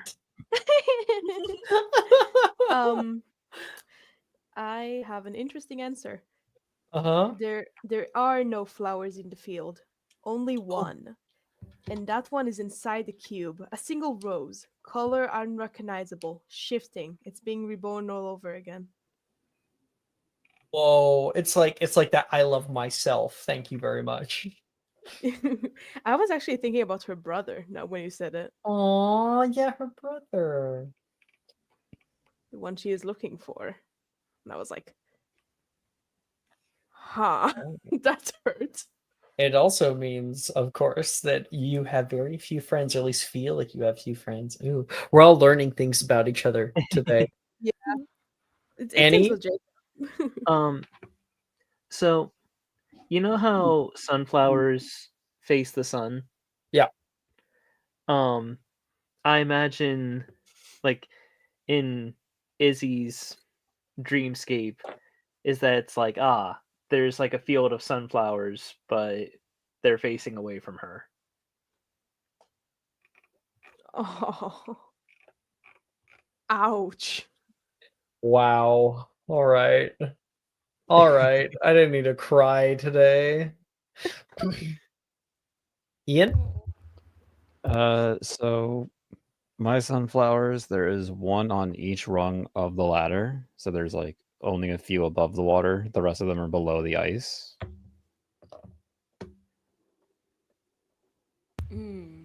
So on the surface and underneath the surface.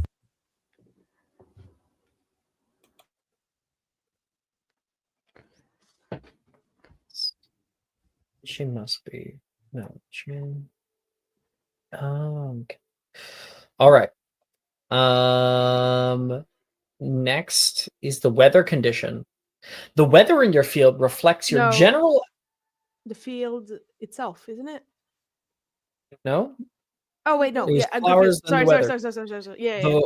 The weather in your field reflects your general outlook on life. There's a reason we have expressions like when it rains, it pours. So if it's raining, that symbolizes the problems in your life. The harder the rain, the bigger the problems. Anyone have rain? Here. I put cloudy, I said like the a field storm is foggy. brewing. I put snow, mist, hail, and wind. Lots of it violently whipping about. Well, we got wind. I'm asking if anyone got rain. No. I'm going one by one here. Rain. Yeah, rain, like Okay. full on storm. For cloudy, you feel uncertainty in life and maybe struggling with your identity. Yeah, that fits. Yeah. For wind, though you tend to worry about future issues, you generally don't let them get you down for long. And if you chose sunny, you're optimistic and carefree. Now, Oriana chose a fog covers the ceiling but not the floor. A chill settles in the air, but so does the smell of smoke. Ooh. There's a fire. Something. Your outlook on life is that everything's about to burn down. Okay. Yeah, Any interesting answers people want to share before you move on to the last one? National hazard level blizzard. Damn. That's your outlook on life? Shit. Yeah, but we gotta foggy. fight for it. You are almost unable to see the ground. Only feel it, as much as you can feel a ground inside a dream. I imagine with Izzy's, it's very much like rain that cuts straight through. Like you're wearing like your coat and everything, and it feels as if that coat is practically worthless. You're cold. It's windy. It's cloudy. She's doing Man, great, by the way. this war just traumatizing everybody. Damn. He's doing great, by the way. Okay. Next up is the storm, which Oriana answered as the storm rolls over the ground, makes me lose my footing. I was Ooh. thinking like an earthquake type of thing like that, and then like you almost can feel like when something pops open. I guess I'm thinking this movies, and like there's like steam, like you can feel the heat coming from the ground. From that. Yeah. Okay, well, I think for all of you who said strong storm intensity, when you feel stress. Oh wait, no, I didn't say what it was. The storm represents stress you're feeling in life, and as you probably guessed, the stronger the storm and the closer to the cube, the higher your stress level. And if you imagine the storm raging right above your cube, it might be a good idea to work on reducing stress in your daily life. For strong. Only if Izzy stopped being roommates with Elias. So true. when you stress, you go all in and have a very hard time pulling yourself out. If it was mild, while you aren't immune to stress, you know that things must pass. And if the storm location was in the background, obstacles that happen might be causing you grief are not at the forefront of your mind. You're good at managing your anxiety. But if the storm is close or right above the cube, you are deeply affected by stress and have a hard time seeing past it to get to the bigger picture. Yeah, that tracks. Anyone want to share? The storm is so far away, but getting closer with each blink, each movement. I can feel it staring at me. Oh my gosh. Stress encroaching. Freya? I put she could see the dark clouds over the hillside about a mile away. You're able to manage your stress, have a distance to it. Annie? Izzy's storm is very much the type of storm you get caught in the middle of when you have no choice but to walk home. So it's very much right there. She's right in the middle of it. Oh boy. Oh boy. Of course. You're surrounded by all your exes. Felix. The storm is here. It is staying put. It is strong. It's not leaving anytime soon. Good job, everybody. That was dream interpretation. Yay! Thank you so much for the personality test. Yeah. Now we need to create a dimensional account for all of our characters and receive daily updates Exactly. on their personality insights. Yeah, you guys have to do this for every character. It's part of the character doc now. That is cool. Okay. Abigail. Wait, can I? I wanted Yeah? Oriana, after she writes everything down and she looks at the horse, she just looks up, looks at Nolan, and she just says, "I think I'm in love with Freya." That's a weird thing to take from this lesson, but okay. That's a lot. Write that down. Write that down. Gosh. Okay. And then nearby you can hear I think like you can hear somebody else behind you go, yeah, who's not? Okay.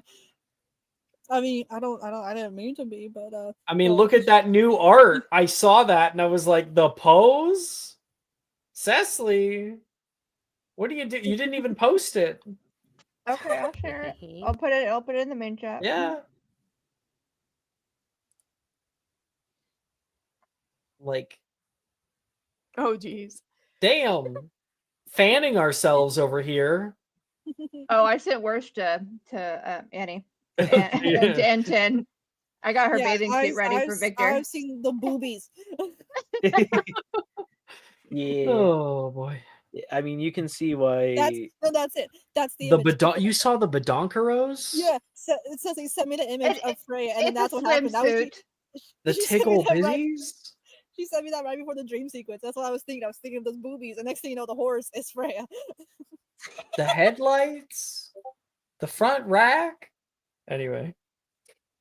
Oh my god. Wow! I was planning for Victor. I was making pictures. Oh, okay. Cool. Yeah, here we go. That woman will be the death of me. You look it's great. Like it looks like a beach night party. I love it. Yeah. One of my other tables, I guess Wednesday night, just got to the player freedom episode where they get to determine what happens in the episode, and they decided to go to Hawaii. Nice. We are for spring sending break. Nolan onto the kayak. Yeah. Nolan on a kayak. Just Great. kidding, it's not official yet. Frey made that picture for me as well, so I was like, I should probably share it as share Izzy swimsuit picture as well. Maple. Anyway.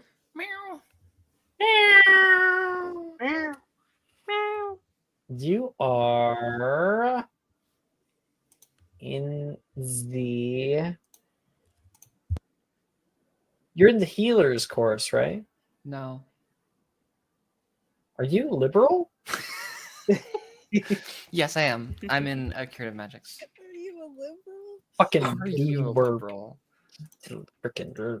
Yo, bro, are you a liberal? Actually, there's like this group of right wingers that I sort of hang out with because one of them is my friends because he's a good guy and very tolerable. The rest are on thin ice at all times, but they all call me a liberal, and it's so annoying to me because they, of course, don't know the difference between a liberal and like a leftist. Damn. Oh well. They'll like complain about like the liberal government, and I'm like, I agree with you, and they're like, oh my gosh, you're becoming right wing, and I'm like, no, we dislike this person for very different reasons. Is that like I remember seeing someone say once that it's like a that's like why is it that in X-Men the main antagonist are other mutants when like the main problem they're dealing with is the oppression of mutants, and someone's responded like this is the most realistic depiction of leftist infighting that you'll find in modern media. Very true. There is a lot of criticism to be laid at X-Men in like its framing, especially like way back in the day with how they framed it. Yeah. Like Stanley wanted to say that it was intentional from the beginning. It wasn't. No, it wasn't. Okay, where were we? You're in mind and spirit recovery, right, Abigail? Yes. Freya, what class are you in? What program? Me? I'm in applied Oh, enchantment. right, you did the applied enchantments. Okay. I'm a liberal. A reg. You're a liberal. Are you taking mind and spirit recovery? Yes.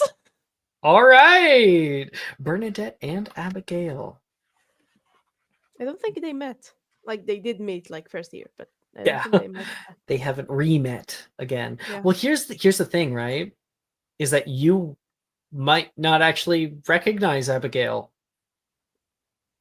because Abigail was an Abigail back in the day. You want to Mm. flip around the art, Maple, This is for a true. second? Yeah, let me just You don't have to flips change the my- name. Just flip flips my the. profile photo over like Yeah. a Pokemon card. That's who you would I remember. see. For context, in first year you would have known Abigail as Phillips Selwyn, as opposed to the Mhm. name that she uses now. All good? So you probably don't recognize her, I don't think. No, she Um, wouldn't. When I don't know if you were here for it, Tony, but when Wilfred met Abigail, he's like, "Whoa! Oh, you're Philip's hot sister." And then I immediately Ooh. yank his ear. Ooh. Yeah. I think Maple Oh, was like, "I'll boy. take it. I'll take Oh it." yeah, Abigail's not necessarily correcting people on that right now. Got No. it.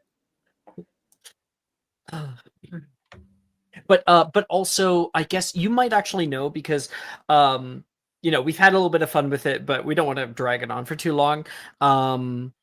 There has been the rumor going around, so everybody who used to know Philip now is able to know, oh, Abigail, right, as the proper name, and so people are being filled in. So you probably also got filled in sometime throughout your classes and whatnot, Mm-hmm. hearing whispers. So, Um, if I may, I'd like to amend that a little bit, if I can. if you'd like me to.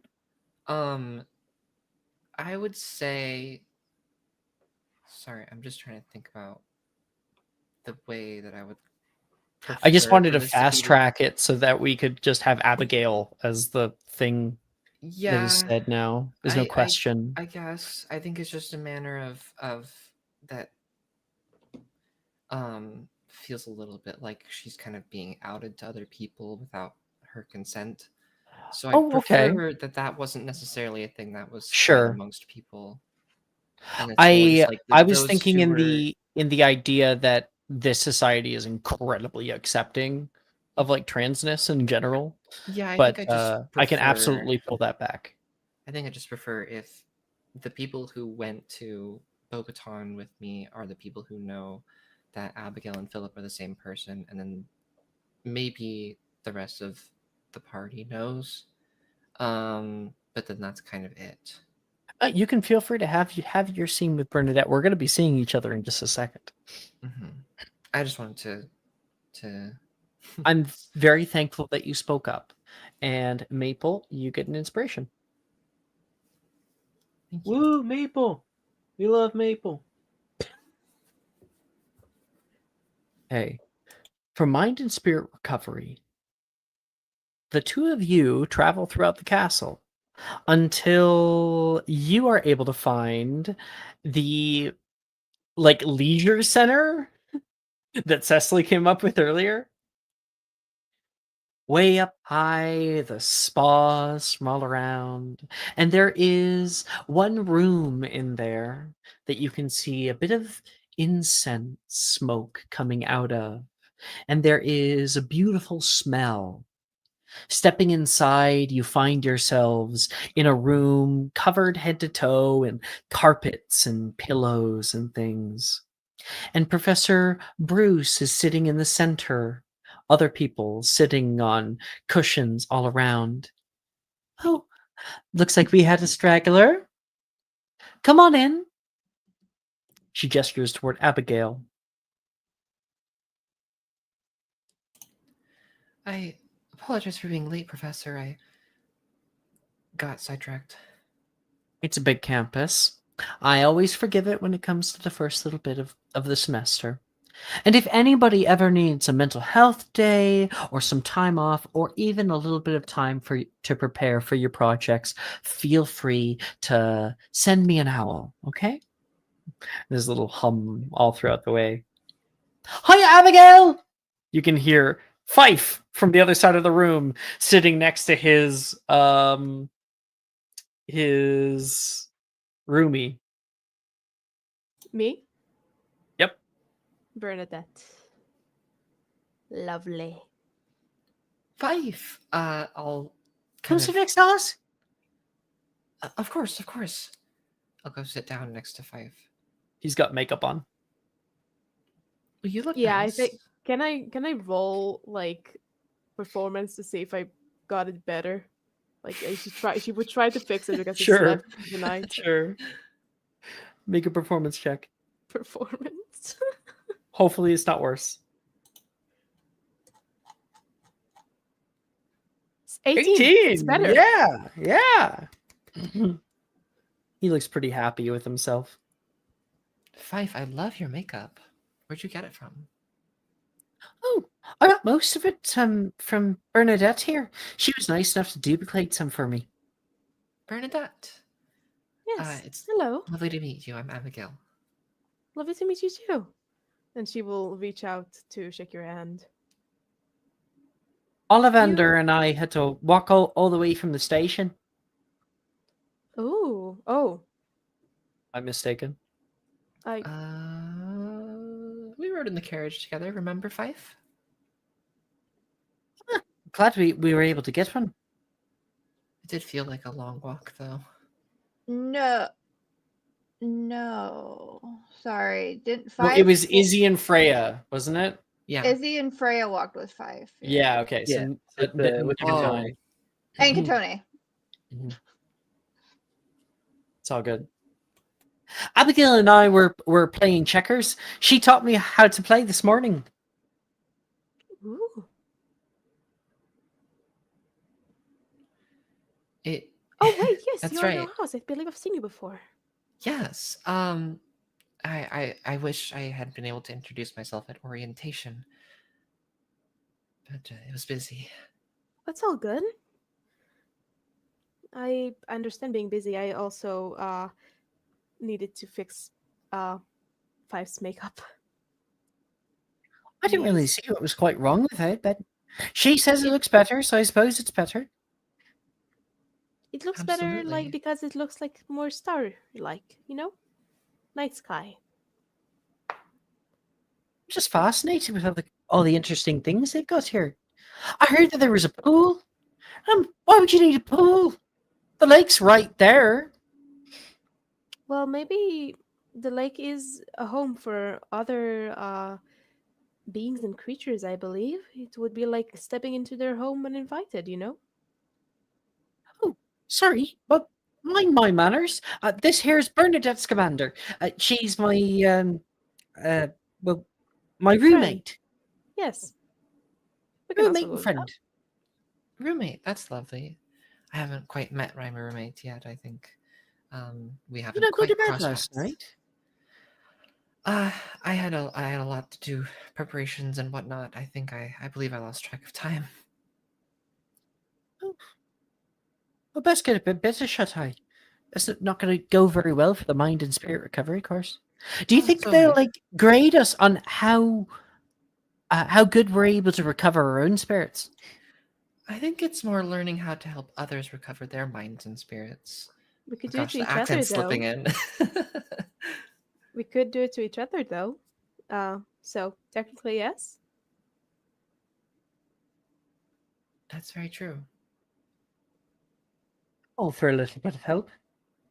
All right, everybody, settle down now. Settle down, Professor Bruce says. This is the Mind and Spirit Recovery course. Wait, seriously? You can hear a guy in the back. Oh shit! I thought this was transmogrification. That was this morning. Fuck. This turns around and leaves the room. Anybody else in the wrong room? 2 more people leave. Who was this? Just a random person. Just a random person. Also, I have a Pinterest board for Abigail's outfit for this day. Forgot I never shared it. Hell yeah. Send it. Give me 1 second. What the hell? Why is everyone in bikinis? For the hypothetical beach episode, I suppose. Ooh. Oh. Yep. Ooh, that is. Oh So my I guess gosh. this would be her orientation outfit and what she's wearing right now. Abigail is so pretty. Oh God. I love Abigail so much. I'm going to die. So, anyways, moving on. You from can't that. drop that and go so anyways. Damn. Well, You're so pretty.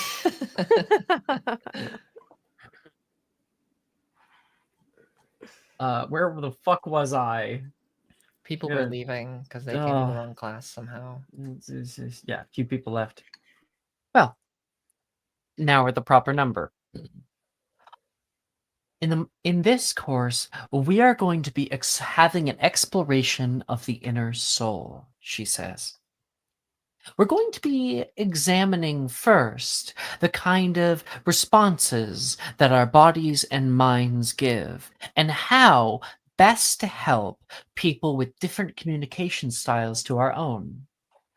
Firstly, I think it's important to outline the different kinds of communication styles that people can have. Within all of us, there is our adult self, often to deal with thinking and control, and our personal self, the impersonal, the stable, and lastly, the child self, a part of us that is beyond control, petulant, yearning for love. Each one of these states decide in how people first answer to external stimuli. You may find that when people are pushed up against stresses, they will either A, think first, B, feel, or C, choose to have a behavior. Now, thinking and feeling, those can be easiest to handle. The behavior ones can give a little bit of a trouble, she says. For those who think first and then feel second, and behave third, thinking is where you want to meet them at. Each of these people, you want to meet them where they are.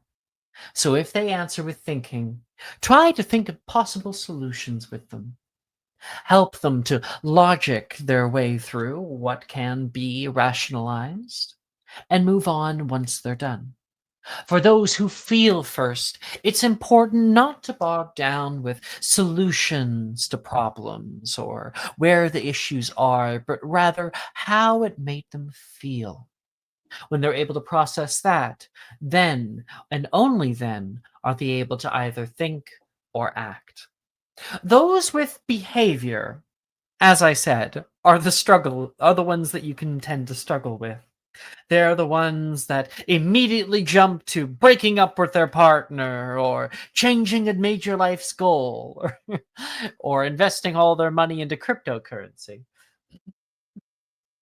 Sorry. The best thing that you can do for them is to offer them the chance to feel in control, which is most often what the behavior is trying to accomplish. Just to be in control and quiet that inner mind. The best way you can do this is by asking them to choose to pause and give them a different, temporary behavior with the opportunity possibly to take on the behavior they were choosing when they're in a better headspace. All of us have different reactionary styles as well. You've probably heard of fight, flight, freeze, also called sympathetic and parasympathetic. The parasympathetic nervous system is when we are calm, when we are regulated, when we are able to think and act freely from external stimuli. Sympathetic nervous system states, such as fighting, flight, or freeze, are all ones when our minds are screaming at us and when our hearts are pumping louder than ever. When that happens, the best thing we can do is to find safety in our environment. Anyone have any ideas as to how we can find safety in our environments when we feel afraid or angry or upset? Looks around the room. Fife puts his hand up. Ooh, ooh, ooh, ooh, me, oh, me. Fife, I like to find something to eat, like munching on a nice leaf, or maybe a doily if you're in a special place. There's a bit of chuckle around the area at that. People laughing at Fife. he laughs. He laughs try to- along with them, because he doesn't know what they're laughing at. Can I try to intimidate everyone else? Like glare at everyone else. You can. You just do. You glare at everyone else. Any other ideas?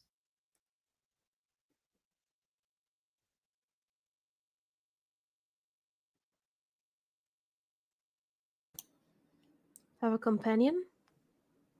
Talk with people? Yes, indeed. Having others with us can be a grave difference. Knowing that people are there, care, are willing to stay with you through it. That's what's most important. It can turn a difficult situation into an easy one. But what about when we are alone? When we don't have anyone? She looks around the room again. Abigail's hand would go up. Miss Ollivander. Erasing outside stimulants, perhaps? Separating the stressors from the system? What Abigail is talking about is avoidance. And it is one that is a very good thing to do. There's a hand that goes up. Yes, Mr. Anderson. Isn't like avoidant like a bad thing?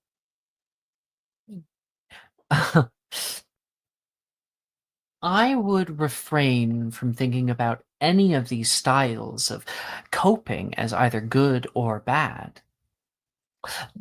Miss Abigail, when you're overwhelmed and you decide to seclude yourself, is it easier to handle? Yes. And that is good, is it not? The issue comes when we seclude ourselves in times we shouldn't. Oh. This is the important thing to learn. In this class, we will be learning many different types of tools to help both ourselves and others. When we grow up, we are generally given one tool. As we grow up, we learn of a way to cope with our lives, and we use that tool for everything that we have. But give a man a hammer. She looks toward Nolan. He sees everything as a nail. Indeed. Using a hammer to hammer in a nail, well, I know it's a bit muggly, but stay with me. It's very, very useful. Absolutely, that's what it's made for. However, for fixing a engine, is a hammer going to help you? Probably not much. You're going to need others, like a wrench or a winch. These are different tools that we can have. No one tool is good and no one tool is bad. What's best is when we are able to have a tool belt with as many as possible.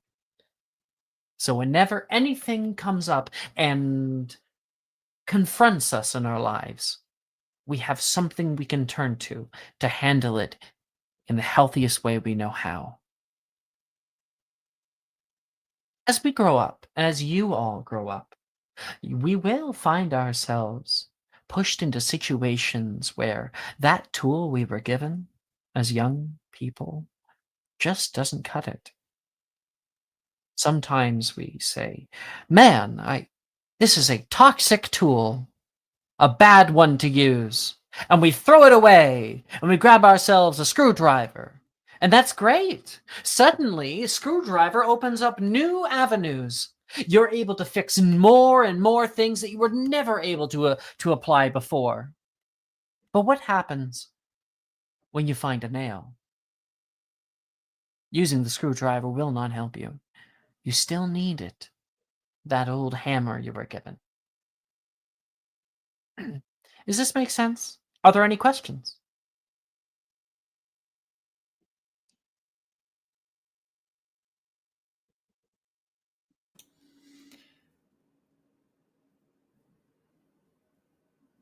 Are we going to learn how to identify a problem and know which tool is appropriate for its solution? That is something we certainly can get into. Tell me, Abigail, describe for me a time in your life where you felt great emotion.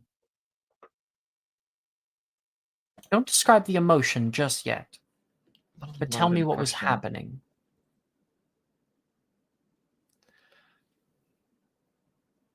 Now, we've all been through something. We've all laughed and cried and wanted to yell at people. Probably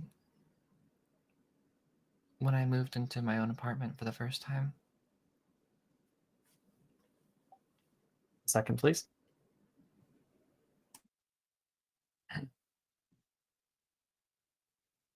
Second. There's a very easy way to understand how far you understand yourself. Tell me, how did you feel that day?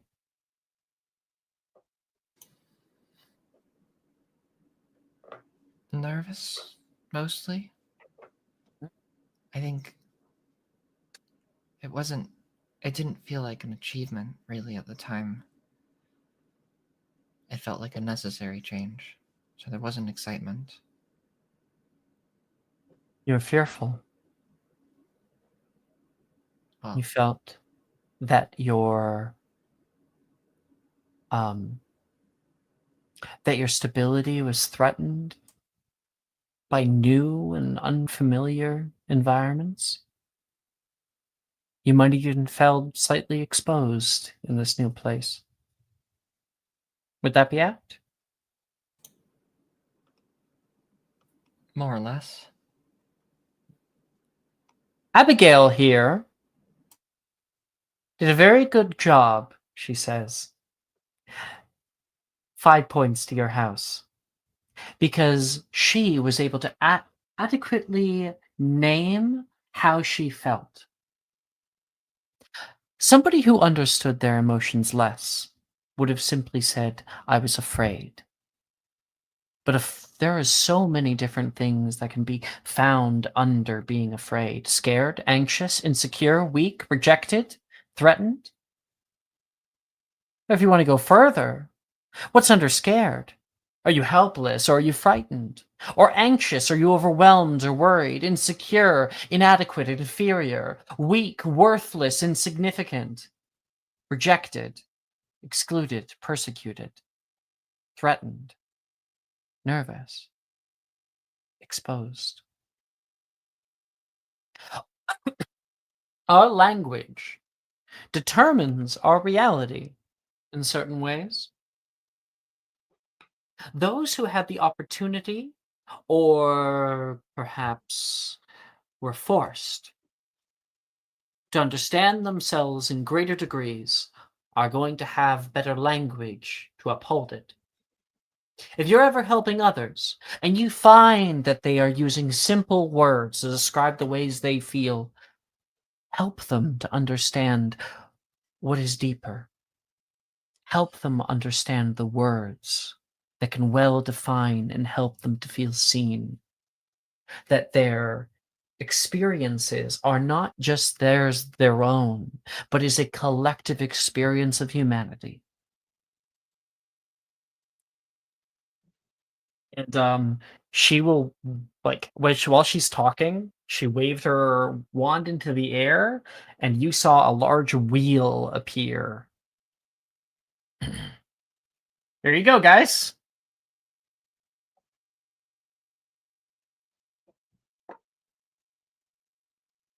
You ever have trouble ascertaining how you feel? There you go. The wheel of emotions. The wheel of emotions. I do know and love that wheel.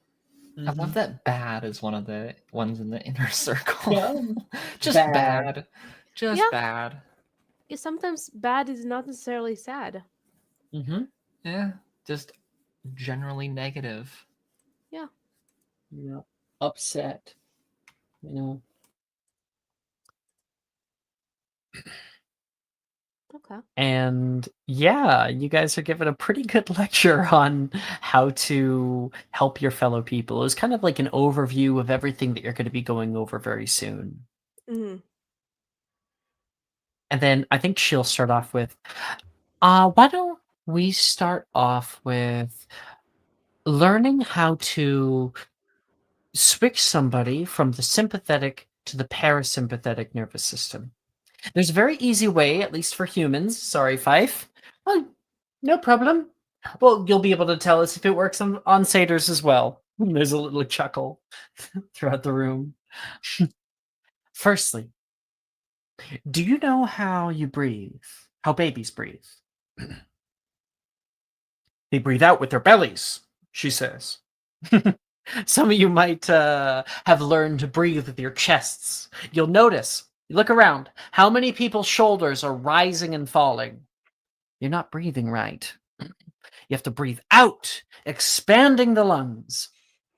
We're all going to sit here. We're going to breathe in for 5 counts, hold the breath for 6 counts, and then breathe out slowly for 7 counts. Again and again.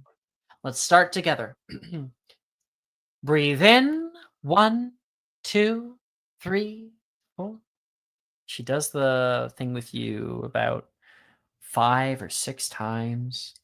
And this is a real thing that you can do. It's a way babies breathe. It's also the way that dogs breathe when they're calm. It's a way that deers breathe. So it does work with Fife. But parasympathetic breathing techniques allow one to physically change their bodies to calm themselves completely. You do find yourselves, although you started the lesson pretty calm, you're extra calm when you get back into it. This is a very good way that you can help somebody who is on the fringes of a sympathetic breakdown.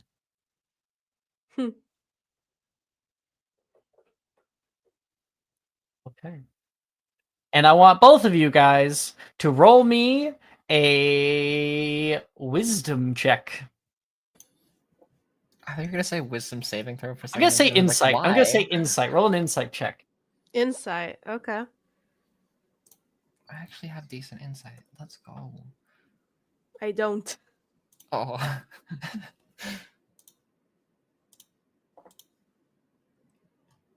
Nice. Yes. Well done. Well done, Abigail. Thank you. Oh, Bernadette the has no 6. fucking clue.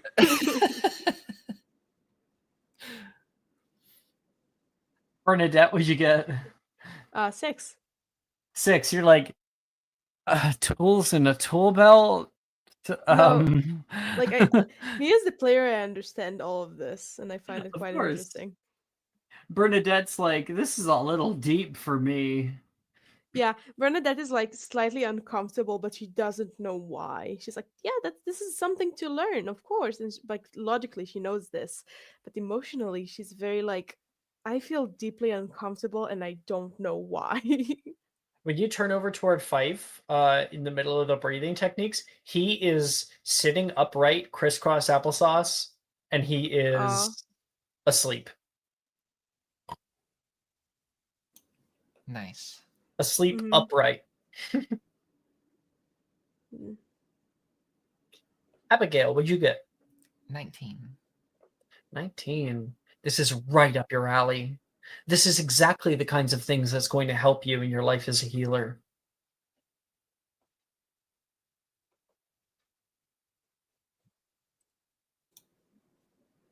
It's amazing to see the kind of people that have been there for you when you've most needed it, there's actually a structured way in which you can learn how to do that. You're not just born with it, you know? Yeah. Maple, Huh? what do you think about all that? How's Abigail doing? What do you think the 19 signifies for you? I think Abigail takes this as an opportunity to kind of read her own thoughts. She's a very self-aware person. I think she in this moment is realizing just how much impact the last few days have had on her, on this return to a place that truly Abigail has not been to before. Because the last time she was there, she wasn't Abigail. And there is this sort of reminiscent feeling of she is thinking how different not only this place was 10 years ago, but how different she was all that time ago, and how much has changed since then, and how much better she feels about herself. And I think that helps her relax as she realizes that she is more of an actual person in this day. She's left things behind, sure, but she's left them behind for good. And That was so really good. on the outside, Bernadette, if you look over, you would see Abigail sitting crisscross applesauce, kind of like Fife. Her hands are resting, clasped together in her lap, and her shoulders are relaxed and back a little bit. Her head is slightly bowed, and her eyes are closed, and there's just the slightest smile on her face. Bernadette is not exactly tense, but she's not able to relax like Abigail at all. She's holding her hands, but not in a very relaxed pose. It's more of a she's messing with her fingers, trying to not feel out of place.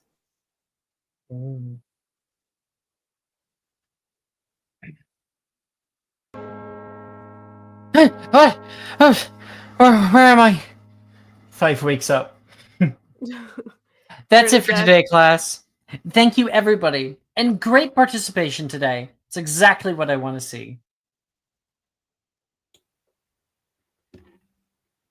Oh, did I win? It wasn't a competition, Fife. Even better. Do you feel relaxed? I think I'm ready for bed. Did you take a nap? Not at all. I've been running around the entire school the whole day. I mean, just now. Oh. Well, I suppose I did. Sometimes in meditation that happens, and it's not necessarily a bad thing. It means your body and your mind are clear and calm. Meditation, that was what we were doing? Partially. I don't think Professor Bruce was looking for meditation necessarily, but it is something that helps with your mind to sort of let all the outside influences disappear, and to let your mind kind of speak with itself. It's kind of a wonderful thing once you learn how to do it properly. Because it is something you have to learn. You can't just do it automatically. Yeah. Well, some people can, but I was worried that I was not doing it right. Yeah, because I wasn't. I couldn't relax. Not really. if I you'd just like, need a massage, probably. I get all tense after a long day's walk. You're probably just the same. It's first day of school and everything. Maybe I can teach you a little bit more about it sometime, Bernadette. That would be lovely. Thank you, Abigail. You're handed like your project, and your project is to talk to somebody else, identify their emotions, identify if they think, feel, or choose behavior first, what kind of fear responses they generally respond with, and how you were able to put these things into practice and how well they worked or didn't work. I like take a quick glance over some of like the bullet points. Oh, this is perfect. We can partner on this together. That should help. All right. Sure. Great. Yeah, you guys can hang out in your room. Yeah. Right? Yeah. Right? Yeah. Why don't do you have another class after this? Maybe we could go End go of back day. to the dorm and I know, but Abigail's kind of asking that, kind of not super certain. I don't really have a class right now, but yeah, it would be lovely. We can do that right now. We can take some time to look this over and see what we oh my god, the Fife accent is slipping in. Hey, Shemai. See what we need to maybe start thinking about a little bit. Yeah. Well, I do like spending time with birds a lot, so maybe I picked a bit of habits from them. Birds are assholes, I feel. There's coming down swooping at me, pecking at me. I wouldn't do that. Oh, you know what? Maybe I'm just jealous. Wish I could fly. I'm going to bed. Okay. Good night. Love him so much. Oh. You sweet, yeah. Abigail, you lead Bernadette back to the common room, back to the number of room that you have. And as you walk in, we are stopped only a few steps from the doorway. Both Bernadette and Abigail are overwhelmed by this dormitory looking significantly different than every other dormitory, because it has been painted pastel pink. Oh. And there is a large pink bed in this that has been moved to the center of the room. There's different places to do makeup. There's like the walk-in closet has been taken on one side, and then you can see coming out of the bathroom with a towel on and brushing her teeth is Rin. Yeah. Well, what are you doing in my room? I was told this was my room. No. I don't have a roommate. You have a piece of paper. This is room number 7, isn't it? Yeah, my room. Yeah. My room as well. That's why I have this. She walks over and snatches it from you. Oh. I put your bed over there. She says and points to the far side of the wall. Oh, I didn't know why there was a second one. I am so sorry. Hi. Oh, Bernadette, are you like a third roommate? No, I'm just with Fife. He went to sleep though, so are you going to sleep as well? Well, I was just getting ready for the night. I'm so sorry. I'll get this put back. Oh, I can move it. It's no worries. And that, as she scrambles to get everything ready for you guys, Rin is going to be your roommate. It could be worse. It surely Have could a lot be. of worse cases. And that is where we're going to end tonight's episode of Magic Mysterium. I don't Woo. want this to end. Good night. Thank you, everyone, for playing. Thank you guys for watching. Good night, stream.